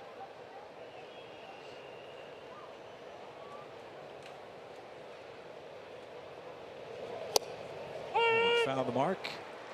It's 2 balls and a strike. Braves bullpen's done a real good job so far this month. They've had a couple of outings that are sort of skewed by emergency work in relief because of the injuries Tom alluded to earlier. Max Fried got knocked out in Washington. This one's grounded towards short. Dansby's got it. And the Braves are not away from a series opening win. And then, of course, Anibal Sanchez getting banged around in Washington yesterday. A rainout can't keep Jason Isbell in the 400 unit away. The 4-time Grammy Award winners are back at SunTrust on Saturday, August 18th. They'll make up their post-game show after the Braves take on the Rockies. That concert's presented by SunTrust. Hope you'll join us. Go to braves.com/Jason Isbell for tickets and field passes for the concert. So 1 more man to get for Chad Sabatka. The pitch is low, ball 1. Jonathan Scope, the batter. He's 1 for 3 with a pair of strikeouts.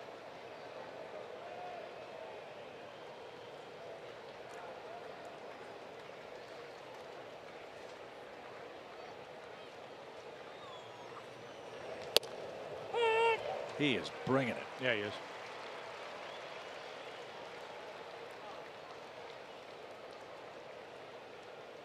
And you think about all those bus rides, all those long nights in those minor league cities, wondering if you're ever going to get there, and finally here you are. And you retire the first 2 batters. You strike out the first batter you face in the big leagues. What a dream come true. Yep. Well, like that old saying, you only get one chance at a first impression, and he didn't hold anything back out there. Bouncing ball. Dansby charges at the second base bag. Great play. Great win. Atlanta beats Milwaukee by a final score of 10-1. Chad Sabatka's a big league pitcher with a perfect 1-2-3 ninth. Kevin Gausman Tom was nearly perfect. 1 run over 8 innings as he earns his first win as a Brave. We'll talk about Atlanta's 10-1 romp when we come right back.